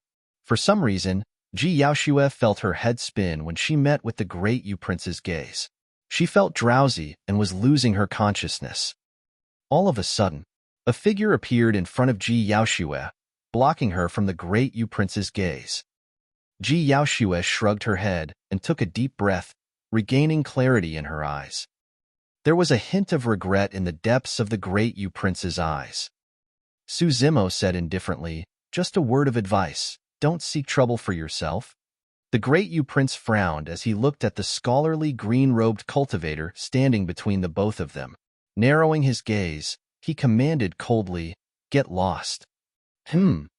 Focusing his gaze, the aura around Su Zimo changed all of a sudden. It was as if a strong stench of blood was being exuded from Su Zimo, causing one's heart to palpitate. To the Great Yu prince, the frail scholar in his eyes had suddenly turned into a mighty fiend celestial that had emerged from hell, trampling over mountains of corpses and bloodied oceans with a repressive aura. His heart almost popped out of his throat from the shock of meeting Su Zimo's gaze. Clang! Clang! The guards beside the Great Yu prince stood forward instinctively, unsheathing the sharp blades around their waist as they glared at Su Zimo nervously and cautiously. Suddenly, the mountain that they were standing on quaked and an ancient aura dissipated, revealing a cave abode on the middle of the mountain. The eyes of many cultivators lit up. The seal had dissipated. Swoosh, swoosh, swoosh. Many cultivators summoned their flying swords and soared into the skies. There were more than 1,000 of them as they sped towards the cave abode in a dense pack. Those who entered the cave abode first naturally had the advantage to obtain the treasures before the others. Su Zimo retracted his gaze and suppressed the killing intent in his heart. He turned to Ji Yaoshue and everyone else, waving his hand. "Let's go." The Great Yu prince looked hateful as he ordered coldly, "Let's fight for the treasure first. We'll deal with this person later." Bang! The cultivators who arrived at the cave abode first struck and shattered the entrance. Amidst the rolling dust, everyone rushed inside.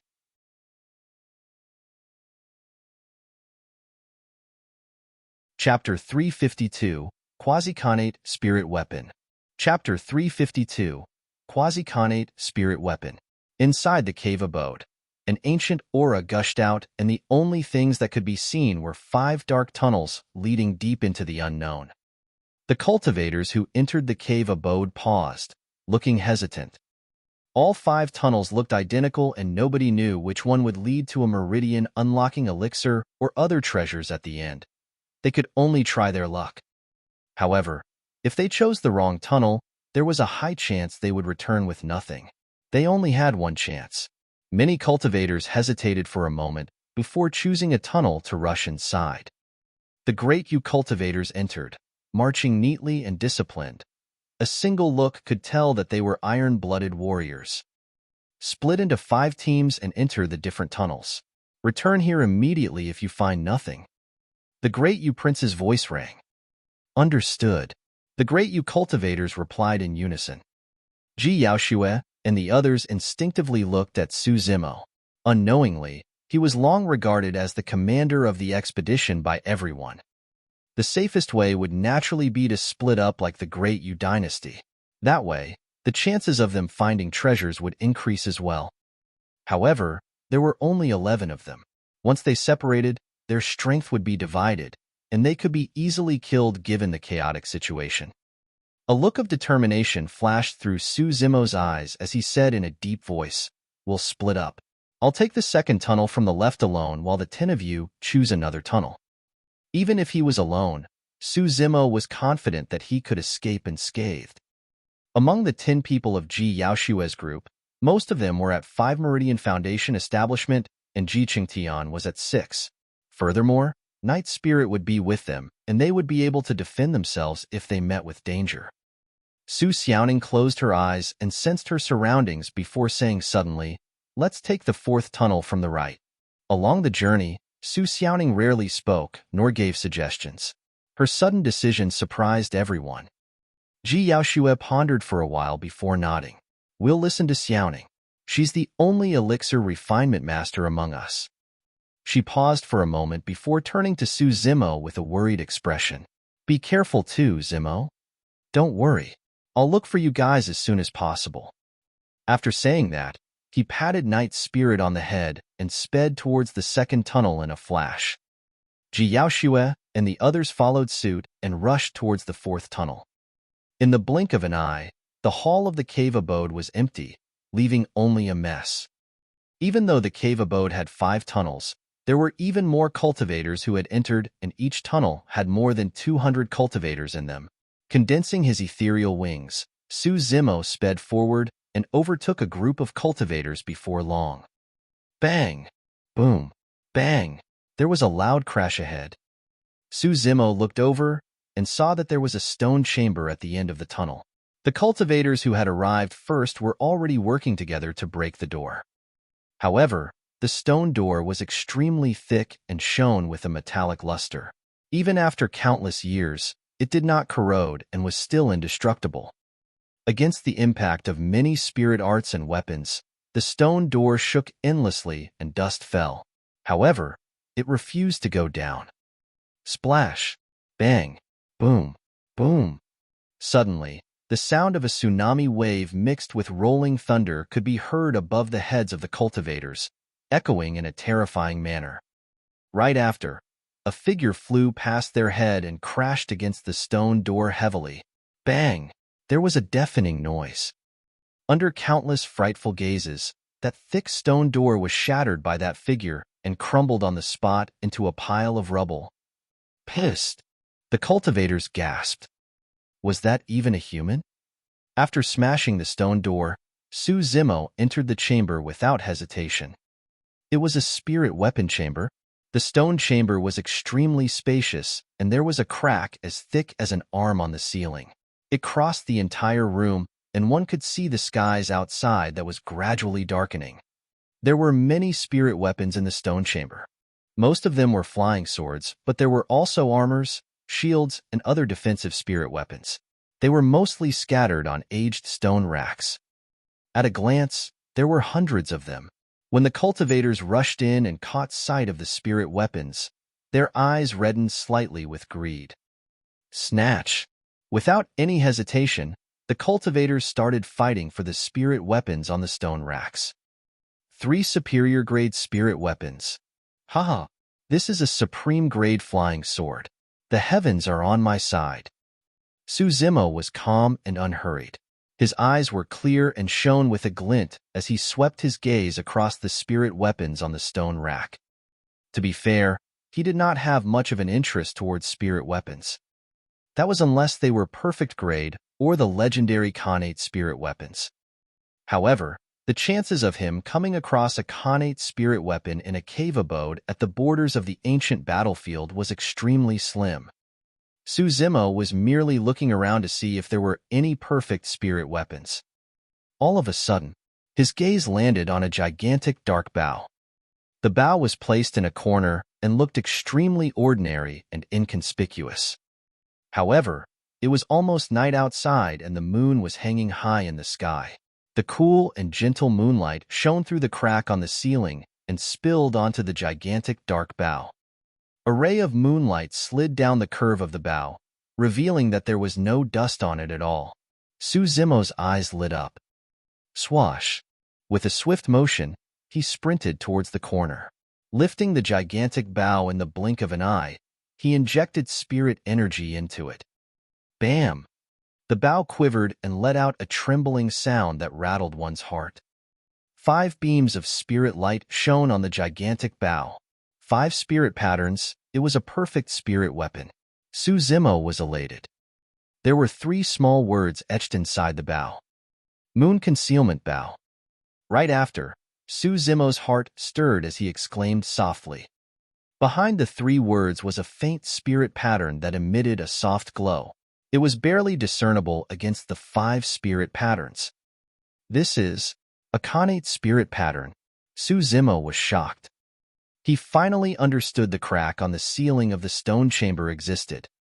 The direction of the crack was aligned to the moon's trajectory. Every night, moonlight would spill onto this gigantic bow, nourishing it. In the ancient battlefield where the spirit chi was so rich, there could only be a single reason why the owner of the cave abode did this. He was trying to make use of the moon essence and the ancient spirit chi to create a Connate spirit weapon. However, it was a pity that the Connate spirit pattern was not fully formed and could only be considered as half-nourished. The moon concealment bow could only be considered as a quasi-Connate spirit weapon. Suddenly, Zimo felt a sense of danger as he sensed scorching gazes piercing his back. The stone chamber seemed to have gone quiet all of a sudden. The 5 spirit lights emanating from the moon concealment bow were completely exposed to the other cultivators, attracting everyone's attention. A perfect spirit weapon, a treasure that even golden cores would bleed for. No one spoke and everyone's breathing became heavier.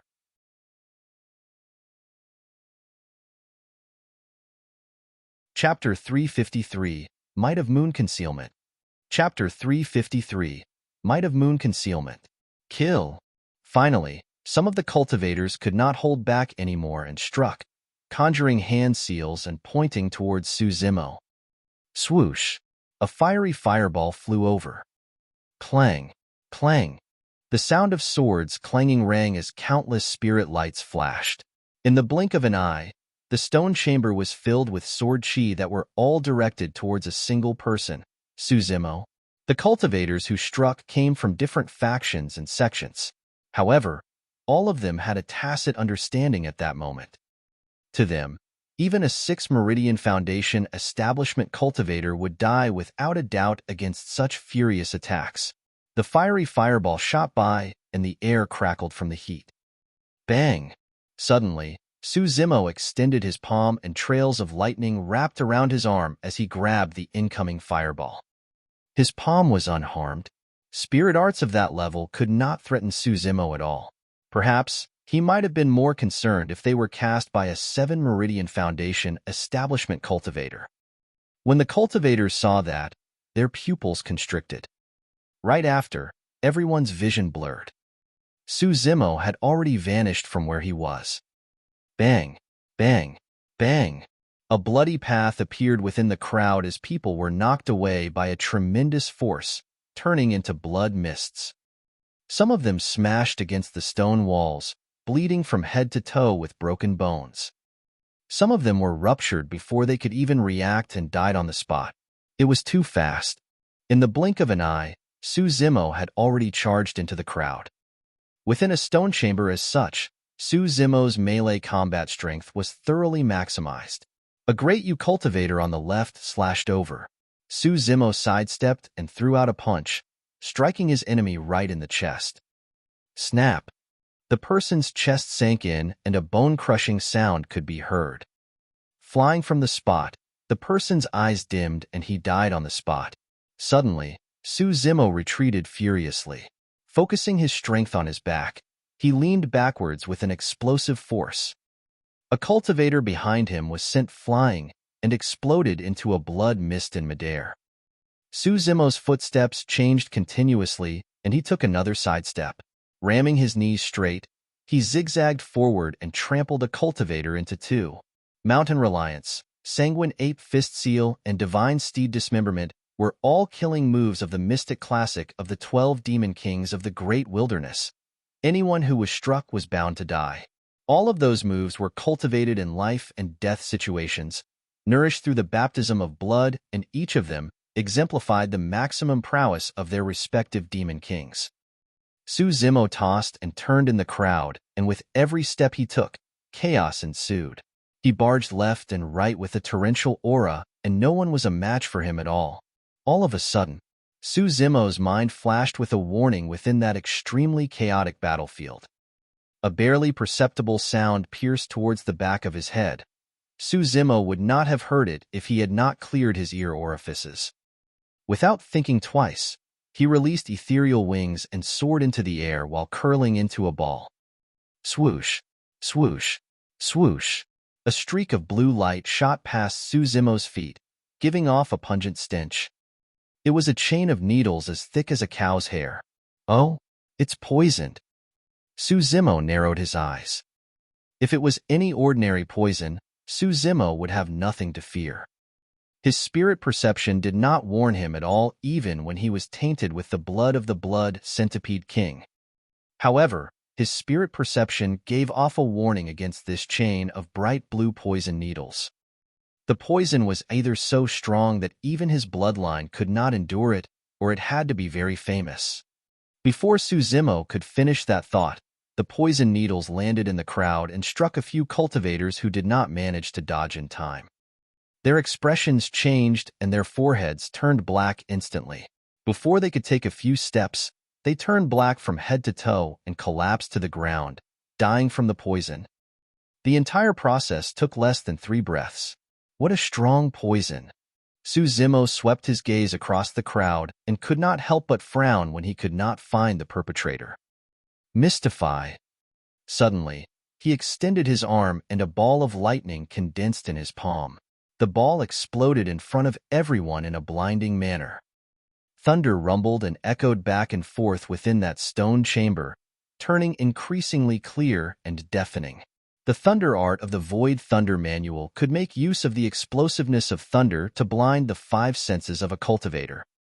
Worried about the safety of Ji Yaoxue and the others, Zimo had no intention of getting held back by the cultivators in the stone chamber.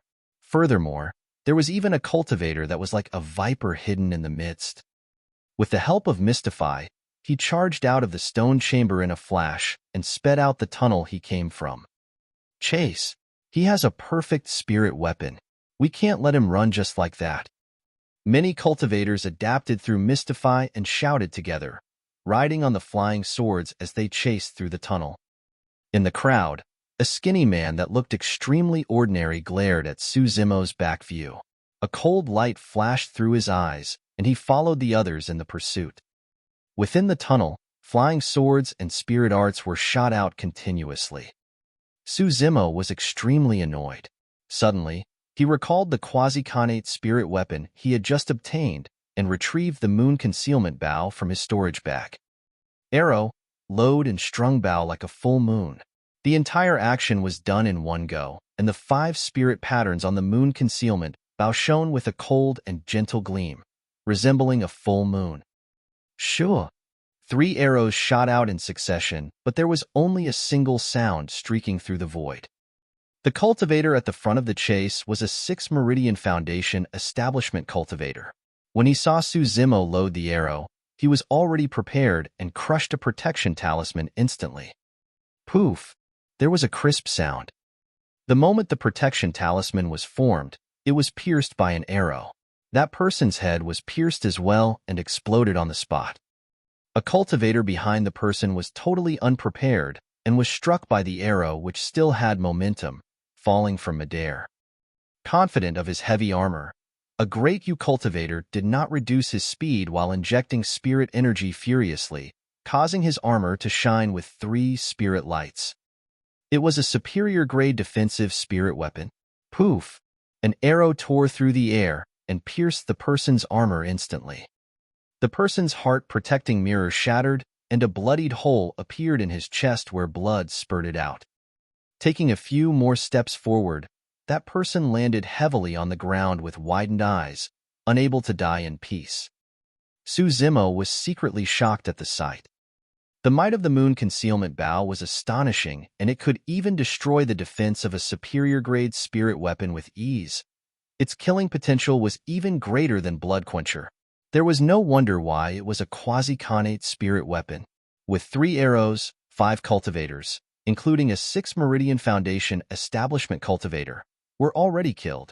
The cultivators who were hot on Zimo's tail slowed down immediately as no one wanted to run in front. If the green-robed cultivator ahead were to turn back and fire a couple more arrows in this narrow tunnel, they were bound to die as they were all squeezed with nowhere to hide. With that delay, Zimo had already run further and further.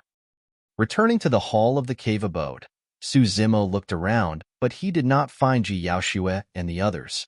Instead, he saw quite a number of cultivators coming forth from the other tunnels, heading into the 4th tunnel from the left.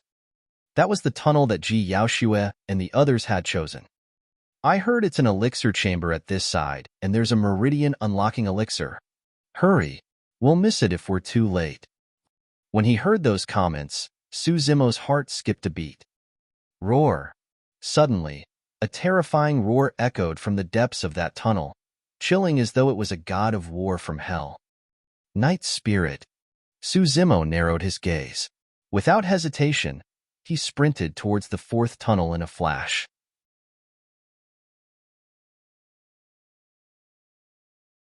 Chapter 354. Let's see who dares to move. Chapter 354. Let's see who dares to move. Cultivators rushed into the 4th tunnel continuously, all of their eyes red with excitement. The Meridian unlocking elixir was only effective when consumed for the first time. Even in the ancient era, it was an extremely rare item that was difficult to refine and was offered by super sects to their legacy disciples as rewards. They found Meridian unlocking elixirs in there. I heard that there's 3. That's too little. There's nothing we can do about it. Unless it's the ruins of a great sect, there's no way there would be so many Meridian unlocking elixirs. It's already extremely lucky to find 3 Meridian unlocking elixirs in this cave abode left behind by a golden core. There were hundreds of cultivators gathered outside the elixir chamber, and their numbers were rising. Xuantian, the great Zhou dynasty won't be able to hold onto the 3 Meridian unlocking elixirs. I advise all of you to know what's good for you. The great prince's voice sounded. That's right. Hand the Meridian unlocking elixirs over. Some cultivators shouted. In the depths of the elixir chamber, Xuantian and the others were huddled in a defensive formation. They looked grim, and there were corpses around them. Buzz! The wings behind Xuantian flapped, and his supreme-grade flying sword circled around him, shining with 4 bedazzling spirit lights as it hummed. He surveyed the surroundings and said in a deep voice, "You'll have to ask my sword if you want the elixirs." Even though he said that, Xuantian was nervous internally, and his palms were sweating. The situation was extremely unfavorable for them. The 3 Meridian unlocking elixirs instantly turned Xuantian and everyone else into public enemies. If not for Xuantian and Night Spirit's consecutive attacks that cleanly killed off some of the cultivators that attacked them, they might have already been drowned in the chaos. Foo-foo. The great prince chuckled. Fellow Taoist, you don't have to act tough. There's hundreds of us here. You guys will die soon enough with just a single sword strike from each of us. But none of you will be able to escape unscathed as well. Even though Ji Yaoxue was a woman, there was a sharp and murderous look on her face, showing her resolve. There was no way anyone would hand over the Meridian unlocking elixirs that they have obtained. The reason why the other cultivators had not attacked was because they were wary of Ji Qingtian, who was in midair and Night Spirit on the ground. However, as time passed by, the cultivators gathered outside increased, and the patience of the cultivators here was running out. All of them looked menacing and conjured hand seals while summoning their flying swords. They could strike at any moment. The Great Yu Prince swept his gaze past Ji Yaoxue, Long Ro, and Su Xiaoning before laughing coldly. 3 beauties, I really can't bear to trample on you guys as such. You had better know your place, or I won't be able to protect you as well once the fight breaks out, Fufu. This is a feud between the Great Zhou and Great Yu dynasties. Some cultivators, I'm advising you not to be used as a weapon. Ji Yaoxue ignored the Great Yu Prince and looked at the other cultivators, trying to make some of them back off.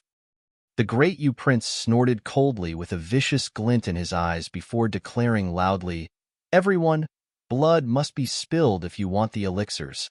Meridian unlocking elixirs are getting rarer these days. Right now, there's 3 of them here. May they end up in the hands of the strongest ones. With that said, he waved his arm and shouted coldly, Kill! Boom! That command lit up the flames of war as a roar erupted from the crowd. Hundreds of cultivators conjured hand seals and pointed their fingers towards Ji Yaoxue and the rest. The spirit arts rained down like a torrential rain, sweeping over in an encompassing blanket of light. The spirit chi within the elixir chamber surged instantly, almost turning corporeal. Swoosh, swoosh, swoosh. Sword chi tore through the air and came one after another. Hundreds and thousands of sword lights flashed, beaming forth with an endless brightness as the temperature within the elixir chamber dipped all of a sudden. These were absolutely devastating attacks. At that moment, even Ji Qingtian, who was at 6 Meridian Foundation establishment, looked somewhat pale. The situation before him was much more treacherous than when they were surrounded by the Great Xia and Great Shang dynasties 10 days ago. Ji Yaoxue and the others hurried and crushed their protection talismans. Long Ro poured out all the defensive talismans from her storage bag and cast them out at one go. Dozens of talismans formed layers of barriers around them. This was the strength of a talisman master. While they were not considered strong in head-on combats, if they had sufficient talismans, they could kill foes of even higher cultivation realms by overwhelming them with offensive and defensive talismans. Bang, bang, bang. The spirit arts slammed against the talisman barriers and let out a huge boom. With hundreds of cultivators attacking at the same time, the amount of burst power was too much and Long Ro's talisman barriers disintegrated one after another. Dozens of Great Yu cultivators clad in heavy armor rushed towards Ji Yaoxue's group, wielding steel sabers. In the crowd, some body-tempered cultivators were rapidly approaching as well. All of a sudden, a shadow darted by, dashing towards the incoming Great Yu cultivators like a ghost in the night. It was Night Spirit, 10 sharp claws extended silently, shimmering with a cold glint as they reached out for the throats of 2 cultivators. With a thud, their throats were mangled and filled with blood. They fell dead on the spot. Night Spirit's whip-like tail waved around the crowd, ripping apart the bodies of a few cultivators, and the sharp spike on its tip only stopped after it penetrated the heads of 2 cultivators. Roar! Lowering its head, Night Spirit opened its bloodied mouth and let out a deafening roar. It revealed its ferocious fangs and looked like it was ready to pounce. The entire elixir chamber shook as dust drifted down. Ah! Ah! Ah! Many cultivators cried out in pain as they stopped to cover their ears subconsciously. Some of the cultivators laid out protection talisman barriers beforehand, but everything shattered from the sound. A row of cultivators standing closest to Night Spirit had their eyes bulge out with veins as fresh blood seeped from their eyes, ears, nose, and mouth. They were bleeding from all orifices. The light in the eyes of those cultivators dimmed as they collapsed limply on the floor.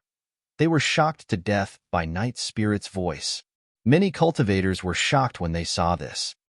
Right after, Night Spirit returned to Xuantian's side and surveyed its surroundings coldly, guarding her carefully. Buzz! An imperceptible ripple appeared in the void, as though it was the surface of a shimmering lake, and pierced into the crowd. Ethereal sword, void level. Poof! A cultivator's head was pierced, and he died on the spot. Ji Yaoxue, Little Fatty, and the others struck as well.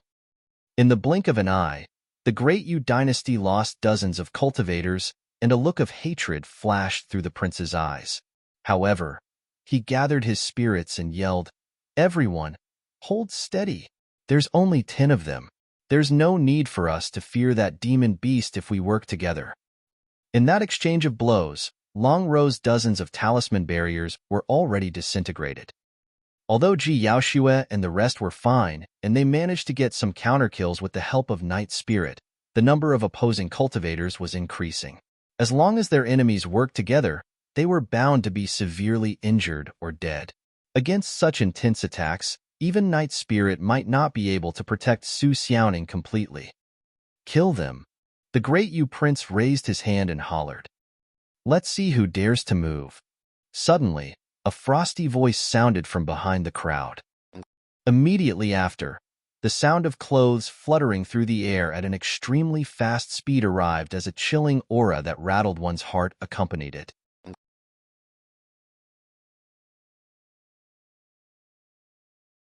Chapter 355, Shocked Crowd. Chapter 355, Shocked Crowd. In a chaotic battlefield with hundreds of cultivators, no one would stop just because someone asked them to. Within the crowd, there were still some cultivators who summoned their flying swords and conjured hand seals. Swoosh, swoosh, swoosh. A loud sound tore through the void at an extremely fast speed, and a few cold lights flashed. The arrows arrived before the person did. Poof, poof, poof. With a few crisp sounds, blood flashed. The few cultivators had just conjured their spirit arts and summoned their flying swords. However, their heads were pierced and they died on the spot before they could even make their moves. "Who's there?" The crowd exploded and a series of shouts rang out. Swoosh! A green shadow darted over as fast as lightning. In the blink of an eye, he crossed everyone's head and charged into the elixir chamber, descending slowly in front of Ji Yaoxue and the rest. "You again." The Great Yu Prince's face darkened when he caught sight of Zimo. However, he gloated internally the next moment. In this situation, anyone who came would die. The Great Yu Prince refused to believe that this frail-looking green-robed cultivator could salvage this situation. They had hundreds and thousands of Meridian Foundation establishment cultivators. Even a 7 Meridian Foundation establishment cultivator might not be able to escape unscathed. Zimo swept his gaze and was only relieved when he saw that Ji Yaoxue and the rest were not injured. "Zimo, watch out. There are at least a dozen or so 6 Meridian Foundation establishment cultivators on the other side." Ji Yaoxue whispered to remind him. Right then, the cultivators pursuing from the spirit weapon chamber had caught up as well, glaring at Zimo with caution and indignance. Among them, a Great Yu cultivator pointed at Zimo while panting. "Your Highness, that person took away a perfect spirit weapon from the spirit weapon chamber. It's that bow in his hands." A perfect spirit weapon. Upon hearing those words, the eyes of many cultivators lit up and countless gazes locked onto the long bow in Zimo's hands greedily. Good, good. 3 Meridian unlocking elixirs and a perfect spirit weapon. The Great Yu Prince clapped and smiled. His smile turned increasingly sinister, and his voice was chillingly cold. "Let's see how many lives the Great Zhou Dynasty has to spare." "What a coincidence." Zimo smiled indifferently. "I would like to see how many lives you guys can take as well." Right after he said that, Zimo's eyes shone with a cold glint. Unknowingly, a long arrow had appeared in his palm and was loaded on the bowstring. The moon concealment bow shone brightly. Swoosh! Tearing through the air, The long arrow stabbed towards the great Prince's head with an instant cold light. Not good. Be careful, Your Highness. No one had expected that Zimo would take the initiative so fearlessly in the face of hundreds of menacing Foundation establishment cultivators. How daring did he have to be? What was even more frightening was that the arrow was too fast and powerful that it could not be dodged at all. Blood drained from the great Prince's face. A great guard leaped in front of the great Prince, whipping out a gigantic steel shield that landed on the ground with a boom. Clang! A circular hole appeared on the surface of the steel. The arrow pierced the shield and the person's head, slamming heavily into the great Prince's chest before stopping and falling to the ground. Snap! A series of cracks rippled through the heart-protecting mirror at the great Prince's chest as well. Swoosh! Before the great Prince could react, another chilling sound shot out, as though the air was being torn apart. A second arrow. Clang!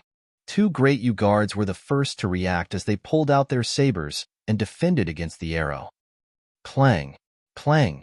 The sound of metal clashing could be heard as sparks flew. The two great guards shuddered and their palms cracked. Yelling in pain, their sabers flew from their hands. Swoosh! The arrow pierced the great Prince's chest once more.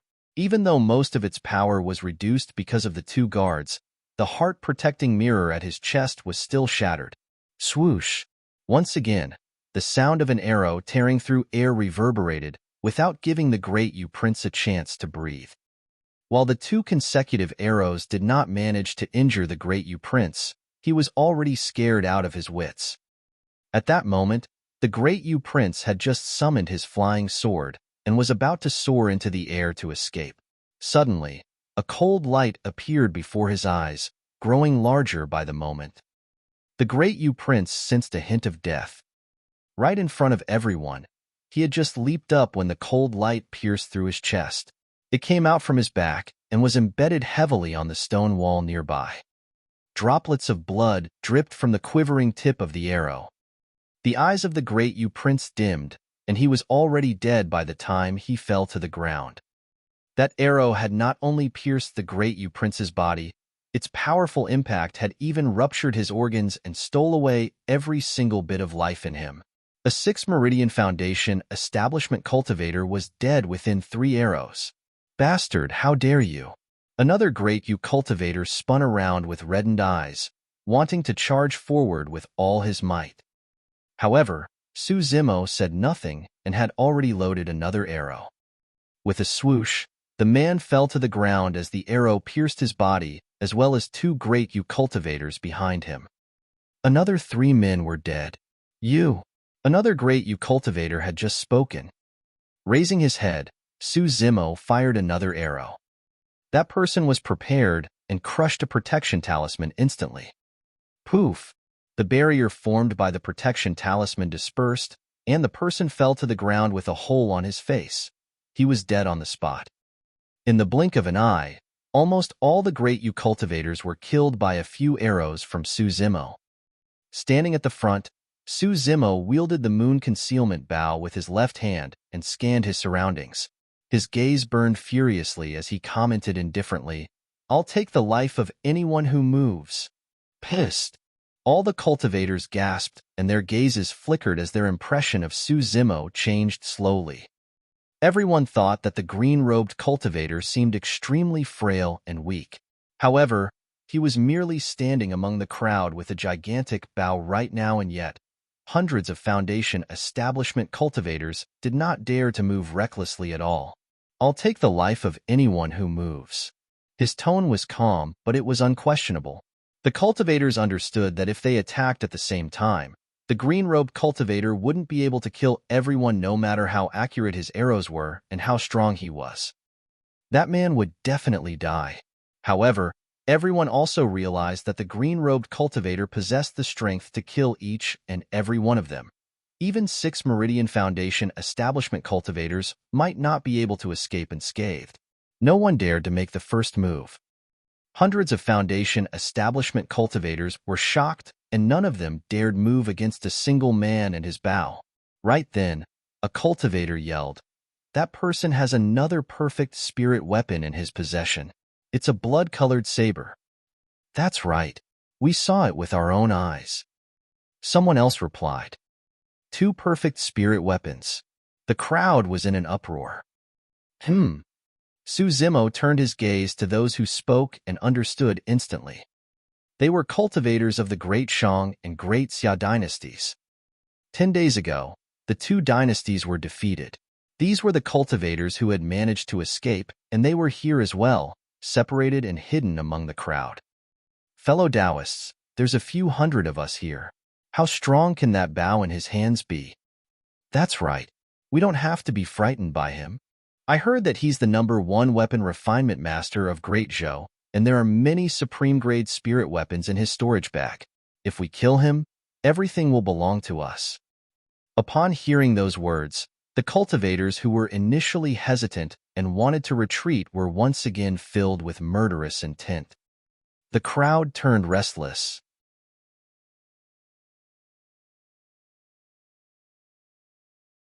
Chapter 356. Are you looking for me? Chapter 356. Are you looking for me? 2 perfect spirit weapons, 3 meridian unlocking elixirs, and many more supreme-grade spirit weapons were more than enough for the cultivators to lose their minds. If we take action, there will definitely be cultivators who will perish under his bow. As long as it's not me, I'll have a chance to obtain the perfect spirit weapon and the meridian unlocking elixirs. That bow can load up to 10 arrows at most while we have hundreds and thousands of cultivators. How many can he kill? The cultivators were all tempted and harbored designs. A skinny cultivator was hidden in the darkness, glaring at Zimo with a venomous gaze. A blue glint shimmered between his fingers. A murderous intent started spreading through the stone chamber. Kill! In the crowd, someone shouted and ignited the flames of war. Zimo shot out an arrow in the direction of the voice without even taking a look, killing a great Xia cultivator that was hidden in the crowd instantly. Many flying swords tore through the void with sharp intents, and spirit chi surged within the stone chamber as spirit arts burst forth. Zimo did not retreat nor dodge. His eyes lit up as he slapped his storage bag, and 18 flying swords appeared instantly. The swords quivered and shone with spirit lights before speeding off, leaving sword scars in the void as a formation light was triggered. Right after, the 18 flying swords gathered together with their tips pointing outwards in unison, forming a gigantic sword-shaped circular disc. 18 rays of sword chi were released like a blazing sun and was extremely dazzling. It was the candlelight sword formation. Clang, clang, clang. The sounds of metal clashing rang as many superior-grade flying swords collided against the candlelight sword formation and were repelled. They stabbed into the stone chamber's walls and quivered endlessly. That person's a sword formation master. 18 supreme-grade flying swords. There must be even more treasures in his storage bag. What a strong sword formation. The cultivators yelled nonstop. Go! Zimo pointed forward, and a gigantic sword-shaped, blazing sun crushed towards the crowd. The swords glowed coldly and shadows flew all over the place, accompanied by a striking blood mist. The massacre had begun. When he was at 3 Foundation Establishment, Zimo's candlelight sword formation could already kill 5 Meridian Foundation Establishment cultivators. Now that he had unlocked his 4th Spirit Meridian, his spirit energy was even richer and the might of the candlelight sword formation was even stronger. Although the cultivators before him were the geniuses from various sects and factions within Tianhuang mainland, none of them could withstand the might of candlelight. Ah! Tragic cries sounded from the crowd. Clang! At the same time, Zimo put away his moon concealment bow and retrieved a gigantic blood-colored saber from his storage bag, slashing in reverse. Clang! Clang! Clang! The incoming flying swords were shattered by Blood Quencher on the spot, scattering to the ground. Supreme-grade spirit weapons were the only items able to defend against Blood Quencher's sharpness right now. Splash! Bang! Boom! Boom! Zimo channeled his bloodline and his body let out the terrifying sound of tsunami gushing mixed with thunder rumbling and the sinister sound of tigers and leopards. Gripping Blood Quencher with one hand, he pointed to the group of cultivators and yelled, "This is the perfect spirit weapon, Blood Quencher. Let's see who can take it alive." Many cultivators were completely stunned by Zimo's methods and fell silent. "Attack!" At the same time, Ji Yaoshue commanded. Everyone from Ethereal Peak attacked in succession, assisting Zimo. Boom! Zimo entered the stance of Plow Heaven Stride and took a step forward, stamping on the ground with one foot. An echo shook the entire elixir chamber as though it could collapse at any moment. Many cultivators lost their footing and almost fell to the ground. Bursting into laughter, Zimo had already charged into the crowd wielding Blood Quencher with immense momentum. The blade swung and cleaved left and right. No one could survive a single exchange against Zimo. Blood Quencher was mighty to begin with. Even body-tempered cultivators such as Little Fatty and Jian would not be able to lift Blood Quencher given its weight. Coupled with Zimo's strong physique and terrifying bloodline, Blood Quencher was practically a weapon of mass destruction with frightening killing potential when it was swung in the crowd. "Let's see where you guys can run to." Zimo barged into the crowd and focused his attention on the cultivators of Great Shang and Great Xia. No matter who was in front of him, they would be sent flying with a single strike. Anyone touched by Blood Quencher would be severely injured, if not dead. The survivors of the Great Shang and Great Xia dynasties were initially well hidden within the crowd. However, Zimo located them in the blink of an eye and killed them on the spot. Many cultivators were utterly defeated as broken limbs flew everywhere on the battlefield while fresh blood gushed out. The stone chamber was almost entirely dyed red. Even 6 Meridian Foundation establishment cultivators were helpless against Zimo. This was a one-sided defeat. At that moment, many cultivators were gradually realizing that only a 7 Meridian Foundation establishment cultivator, or the successor of one of Tianhuang Mainland's strongest factions, could take on someone like Zimo. Everyone pushed, shoved, and shouted as they scurried towards the tunnel they came from. However, the entrance of the stone chamber was only so big, and there was a limit to the number of cultivators the tunnel could hold. As such, the thousands of cultivators squeezed together in a chaotic manner. All of a sudden, a sense of danger rang in Zimo's mind. It's him again." He narrowed his gaze and instantly, a murderous intent rose in his heart. In a flash, Zimo lowered his body and was almost stuck to the ground. He slithered into the crowd like a snake and disappeared. A blue light shot by the spot where Zimo disappeared from, flitting into the crowd. After 2 breaths, the faces of more than 10 cultivators in the crowd turned black as they fell to the ground silently, dead. In such a chaotic battlefield, it was no big deal for those few cultivators to die. Before long, their figures were drowned by more cultivators rushing from the back, and no one paid attention to them. In a corner, a skinny man hid amongst the crowd. While he looked like he was escaping, his gaze was actually fixed in the crowd, seemingly looking for something. "Is he already dead?" The skinny man mumbled softly with a confused expression. The crowd had blocked his line of view for a brief moment earlier on, and he seemed to have caught sight of the green-robed cultivator falling after he attacked. Logically, that man should have been dead after being struck by his soul-seeking needle. However, the skinny man searched continuously, but could not find any traces of the green-robed cultivator's corpse. Could his body have been shifted because of the crowd? Frowning tightly, the skinny man felt that there was something amiss. Not far away, a green-robed figure was sprawled on the ground within the chaotic crowd, slithering and approaching at an extremely fast speed using all 4 limbs. As the skinny man frowned in his thoughts, his vision blurred and a green figure stood up from the ground right in front of him, blocking his line of sight. "Are you looking for me?" An ice-cold voice rang beside the skinny man's ears, carrying a chilling, killing intent that caused his heart to sink.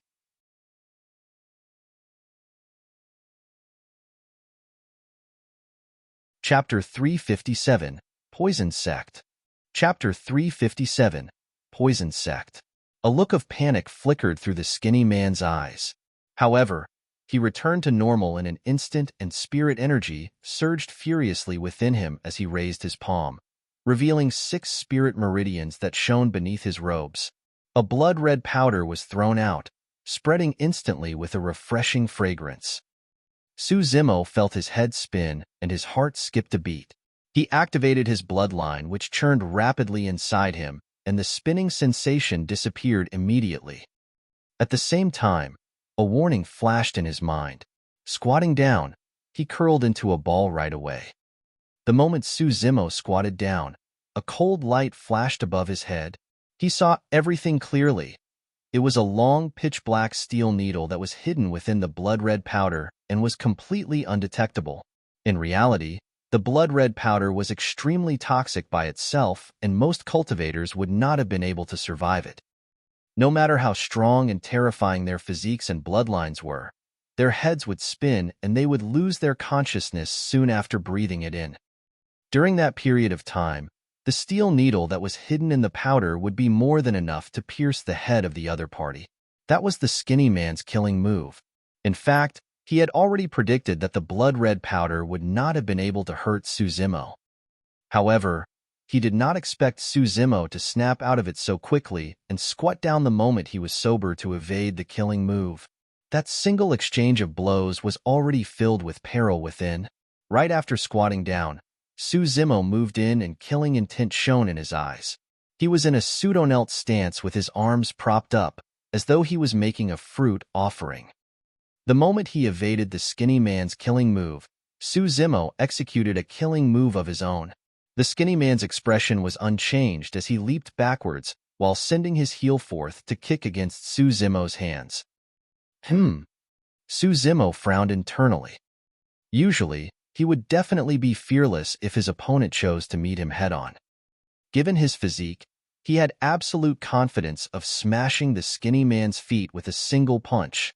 However, for some unknown reason, Zimo felt uneasy the moment the skinny man kicked out. Swoosh!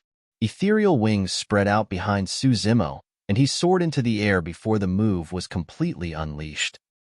All of a sudden, a faint green blade poked out from the man's heel, emitting a pungent smell with poison tainting its tip. While Zimo could have destroyed the skinny man's soul with a single punch earlier on, he would have to be damaged by the poison blade in return. Zimo realized that the man was filled with poison from head to toe and must not be touched. Clang! Hovering in midair, Zimo retrieved Blood Quencher from his storage bag. Descending from the skies like a god, he hollered with a torrential killing intent, "Die!" Swash! Blood Quencher slashed through the air, and its massive blood beam seemed to cut the entire elixir chamber in half.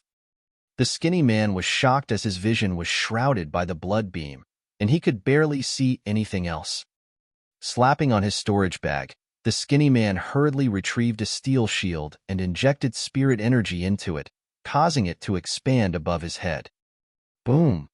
The moment the shield was summoned, the blood beam arrived and collided against its surface heavily with a resounding bang. The shield shattered. With a thud, a shield shard stabbed into the skinny man's abdomen, almost penetrating through as blood gushed out. The skinny man staggered a few steps backwards before falling to the ground, his face pale as he watched Zimo, who was approaching. A bitter look flashed through his eyes as he laughed sinisterly. "You can't kill me. I'm from the Poison Sect." Poison Sect? Zimo arrived in front of the skinny man and looked down with a cold expression. Sensing no reaction from Zimo, the skinny man laughed in a mocking manner. "From your reaction, I suppose you haven't heard of the Poison Sect?" Zimo replied indifferently, "You're right, I haven't indeed. However, I'd like to." Heh. Laughing sinisterly, the skinny man said, "The Poison Sect is one of the 5 heretical doctrines. You won't be able to deal with the consequences of offending us. Let me remind you that I'm merely the weakest disciple of the Poison Sect. Otherwise, there's no reason why I would be roaming around the borders of the ancient battlefield." Demonish G had once told Zimo that there were 9 top factions in Tianhuang mainland and Immortal, Buddhist, and Fiend sects were merely a part of them. Among the 9 factions, there were the unorthodox groups. The 9 immortal sects, 8 demon races, 7 fiend sects, 6 Buddhist monasteries. Right after them were the 5 heretical doctrines. In other words, the Poison Clan was one of the top sects in Tianhuang mainland. Typically, legacy disciples of these 9 great factions would not be found at the borders of the ancient battlefield. However, what the skinny man had said should be true. Even though his cultivation realm was not high, his methods were sinister and he was filled with poison. Zimo could die on the spot if he was careless given his current strength. 5 heretical doctrines. So what? Zimo asked differently. The skinny man's expression changed. He could sense killing intent from Zimo's calm voice. I'll kill someone even if they're from the immortal sects. Zimo laughed coldly and swung his saber. The skinny man let out a miserable howl. If you kill me, all of you will have to die on the ancient battlefield.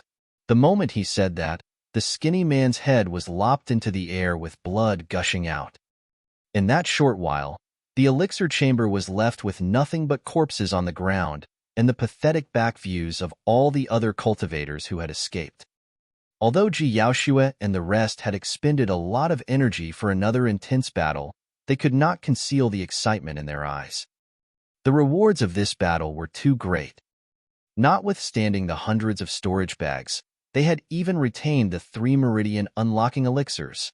Ji Yaoxue handed a jade bottle to Zimo with a smile. Zimo, there are 3 meridian unlocking elixirs inside. Take one of them.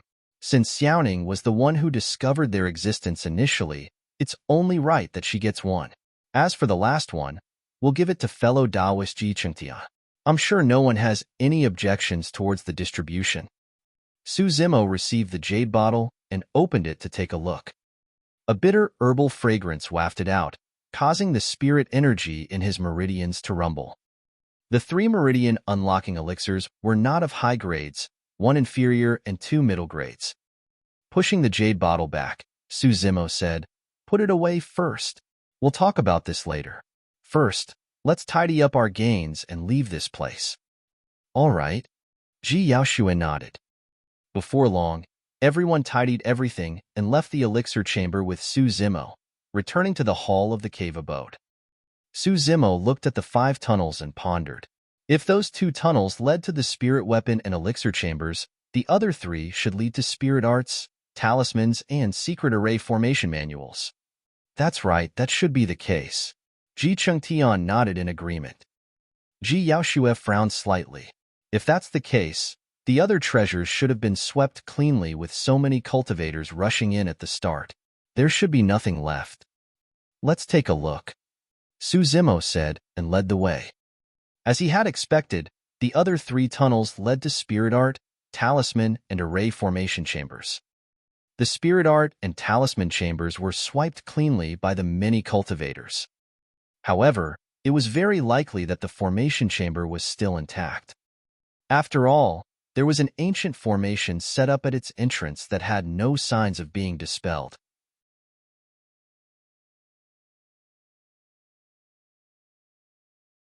Chapter 358, Decision. Chapter 358, Decision. The formation in front of the stone chamber was initially complex and obscure. However, after all these years, it was now on the verge of collapsing. Zimo observed it for a moment and started to dispel the formation.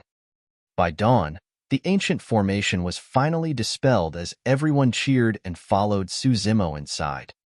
This stone chamber was much more spacious than the previous ones. Inside was a stone bed with a dried corpse sitting on it. The moment everyone entered the chamber, the movement of the air currents caused the corpse to turn into ash and scatter. Even golden cores could not withstand the corrosion of time, and there were no traces left. The stone chamber did not resemble a formation chamber, but the cultivation chamber of the golden core instead.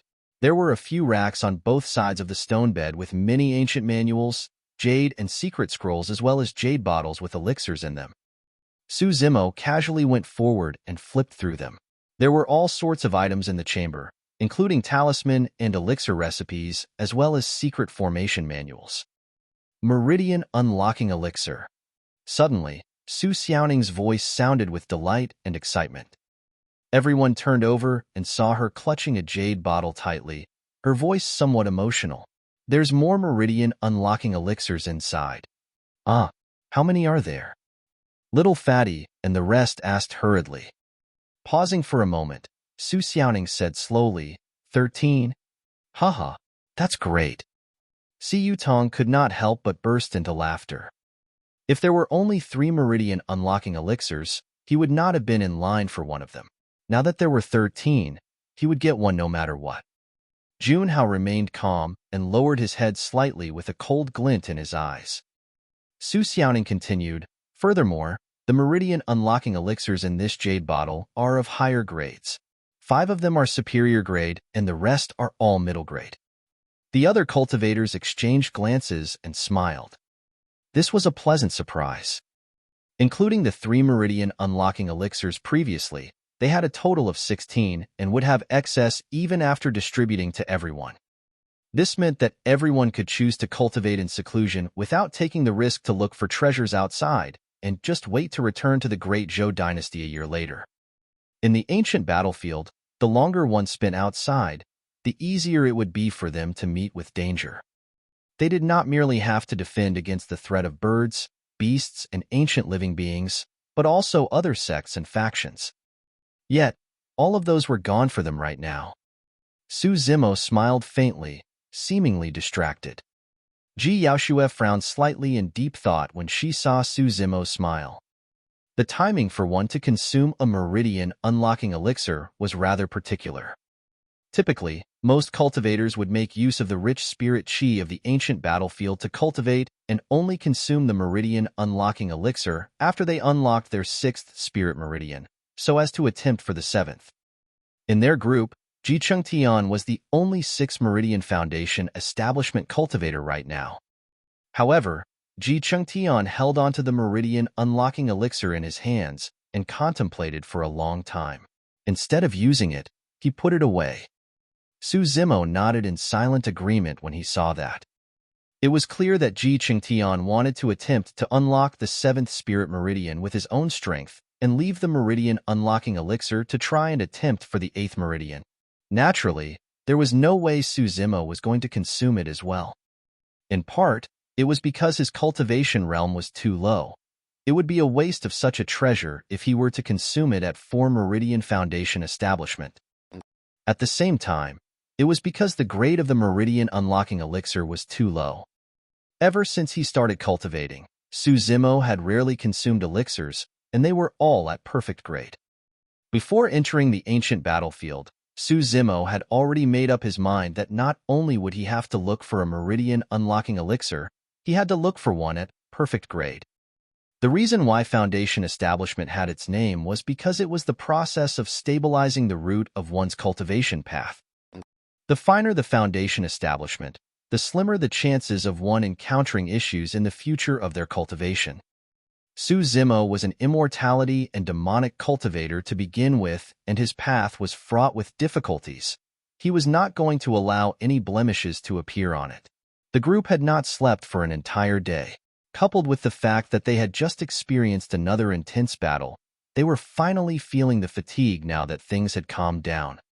Without a word, Little Fatty looked for a corner to sleep. Shijian scratched his head and looked for a corner to rest as well. Take a rest first if you're tired. Su Zimo nodded and turned to leave. Looking at Su Zimo's back view, Ji Yaoshue pondered for a moment before following along. He left the cave abode and surveyed his surroundings before soaring into the air, only returning after circling the surroundings. Ji Yaoshue stood by the entrance of the cave abode and looked at Su Zimo, who had just returned. "What are you doing, Zimo?" Ji Yaoshue asked. Su Zimo smiled. "I took a look around and saw that this cave abode is located halfway up the mountain and the slope is rather steep. As such, it's easy to defend and hard for anyone to attack us. There's even scars of formation patterns left behind which I can repair. This is an excellent place for cultivation and seclusion, and you guys can stay here in peace." Suddenly, Ji Yaoshue asked, "Zimo, where are you going?" "Ah." Zimo froze for a moment. He had not expected Ji Yaoxue to notice something amiss with his casual remark. She did not say anything, merely looking at Zimo silently with a slightly lowered head. After pondering for a moment, Zimo gave a bitter smile. I want to check out the depths of the ancient battlefield. We've got sufficient meridian unlocking elixirs, and can stay here to cultivate before returning to Great Zhou a year later. It's too dangerous to head into the depths of the ancient battlefield. Ji Yaoxue frowned. Zimo, birds, and beasts are not the only ferocious things in the depths of the ancient battlefield. The cultivators there are extremely strong, and they can kill people beyond their cultivation realms. Furthermore, there are many top factions and successors of super sections. If you're alone? Although Ji Yaoxue did not continue, deep worry could be seen from her eyes. Zimo faked a relaxed smile. It's fine. If I can't defeat them, I'll be able to escape given my strength. The matter about the meridian unlocking elixirs was not something he could explain simply. Moreover, Zimo could vaguely sense that he would still head into the depths of the ancient battlefield even without the allure of the meridian unlocking elixirs. His nature was not that of a scholar, and his bloodline was filled with restlessness, a fearless bravado to continue moving forward. He wanted to check out how the so-called successors and legacy disciples of immortal, Buddhist, and top faction sects were like. Rather, Zimo wanted to have a good fight with those people. I'll accompany you then, Ji Yaoxue said. I'll be able to provide you with some help no matter what. No. Decisively, Zimo shook his head and rejected her. Yaoxue, there's no need for you to take the risk and head into the depths of the ancient battlefield with me. Cultivate here, and I'll return a year later. Really? Ji Yaoxue pouted slightly in disbelief. Of course. Zimo smiled. When are you leaving? A few days later, after I repair the ancient formations surrounding this cave abode. Pausing for a moment, Zimo retracted his smile and turned around with a stern expression. There's one more thing I have to remind you. There's a spy remaining among us. Ji Yaoxue's expression changed slightly. Who? It might be Jun Hao. No matter what, Jun Hao had not done anything bad right from the start, and Zimo could not kill him out of mere suspicion. Furthermore, Jun Hao had a special identity. He was Ji Yaoxue and Xiaoning's senior brother of the same sect. He just had to inform Ji Yaoxue about this so that she could watch out for him.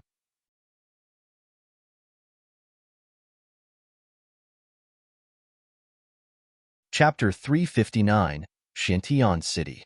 Chapter 359, Xuantian City. Not long after Ji Yaoxue left, Night Spirit escorted Xiaoning over as Zimo repaired the array formations around the cave abode. What's wrong? He asked when he saw Xiaoning hesitant to speak, as though something was bothering her. She hesitated for a moment before taking out an ancient elixir furnace and frowned. Brother, for some reason, this elixir furnace has been emitting heat ever since we entered the ancient battlefield. Zimo received the elixir furnace and touched it. Indeed, the elixir furnace was giving off a faint heat that was not too obvious. This was the elixir furnace was the source of their feud with True Fire Sect back in the capital of Great Zhou. Ever since Xiaoning obtained that elixir furnace, she was able to focus with ease and reach her peak performance for elixir refinement. Back then, Zimo had already sensed that this elixir furnace had an extremely powerful background. From the looks of it, there was a high chance that this elixir furnace had something to do with the ancient battlefield. Returning the elixir furnace to Xiaoning, he asked, other than emit heat, is there anything else strange about it? Strange. Xiaoning pondered for a moment before replying, I haven't been sleeping well for the past few days. It feels as though there's something imperceptibly reaching out to me. Does that count? Zimo's heart skipped a beat as he asked, can you sense what direction it's reaching out to you from?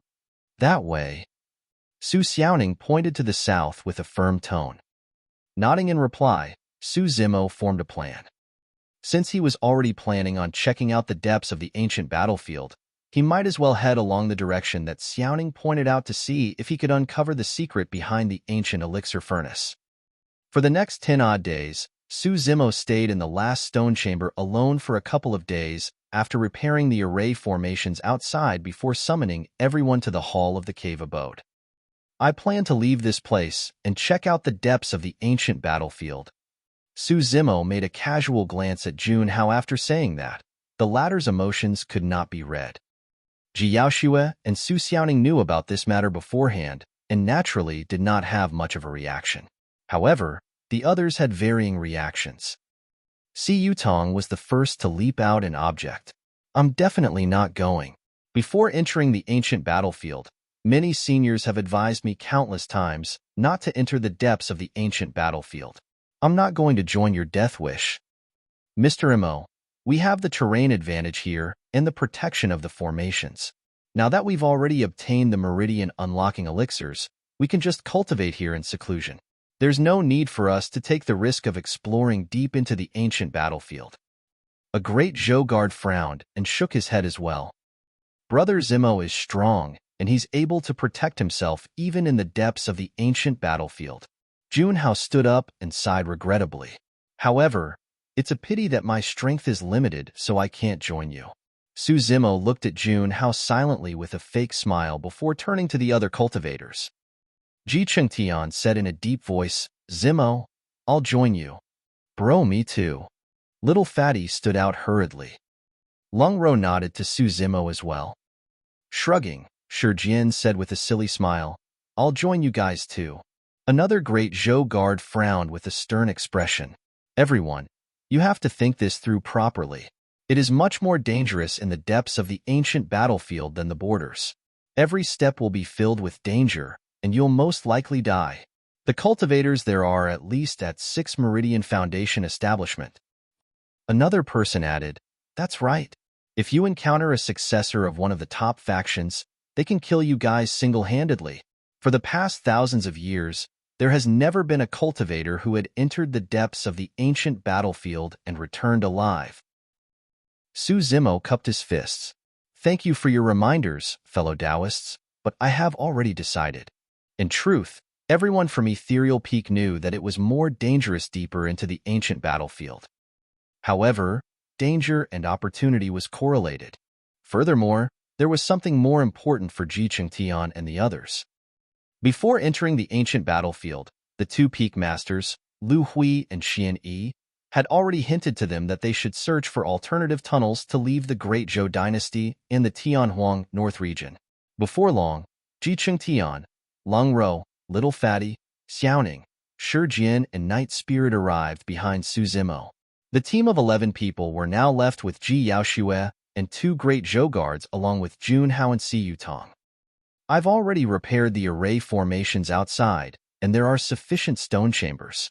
You guys can split up to cultivate. Zimo gazed deeply at Ji Yaoxue before leaving with Xiaoning and the rest. After Zimo and the others left, Ji Yaoxue said indifferently in a dejected manner, I'll be cultivating in seclusion from today on. Nobody should enter my cultivation chamber. With that said, she walked towards the stone chamber at the end of the 5th tunnel. There were 5 stone chambers in total, and Si Yutong chose one of them to begin his long cultivation as well. Junhao gazed at Ji Yaoxue's back view, and a cold glint flashed through his eyes as he smirked. After leaving the place, Zimo checked against the map and led everyone south. With Zimo and Night Spirit around, the journey was still relatively safe. However, as they ventured deeper, even Zimo was feeling a gradual sense of pressure. The strength of the ferocious beasts they encountered was getting stronger, and they were even ambushed by some other cultivators a couple of times. Apart from Zimo, almost everyone else was injured. Although they were of the same cultivation realm, the 6 Meridian Foundation establishment cultivators they encountered in the depths of the ancient battlefield were much stronger than those at the borders. Even Ji Chengtian was beaten in a one-on-one fight despite possessing Ethereal Peak's 3 major secret skills. As for Zimo, the pressure on him was mounting. He could ensure the safety of the 6 of them at the borders of the ancient battlefield. But now, he could only ensure 2 at most. They continued on the road for 10 days with barely any time to cultivate. Even though their cultivation realms were similar to before, Xuantian and the others experienced significant growth in their strength due to the intense battles and brushes with death in those 10 days.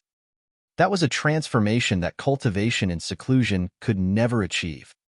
10 days later, an ancient city appeared on the horizon close to evening, as if an ancient beast was sprawled there. That was a place indicated on the map as a gathering spot, named Xuantian City. Cities that were left behind in the ancient battlefield were usually the biggest gathering spots where cultivators of all factions gathered. Everyone heaved a sigh of relief. They were worn out physically and mentally after being on the road for 10 days. Apart from Zimo, who was still brimming with energy without any signs of fatigue, the others bore injuries and were already at their limits. If they could not find a place to settle down before the sky turned dark, that would have been an arduous night for them. Along the way, Xuantian and the others gradually viewed Zimo with increasing curiosity and respect. Be it at the borders of the ancient battlefield or deep inside, nobody could read Zimo's limits. That seemingly frail body of his seemed to possess limitless energy, and his vigor and endurance were shocking. The few of them knew that if not for Zimo, they would have died on the journey before they even saw Xuantian City. You're tuning in to the Warrior Lore YouTube channel. Don't forget to subscribe and join us on this journey to catch the most captivating stories.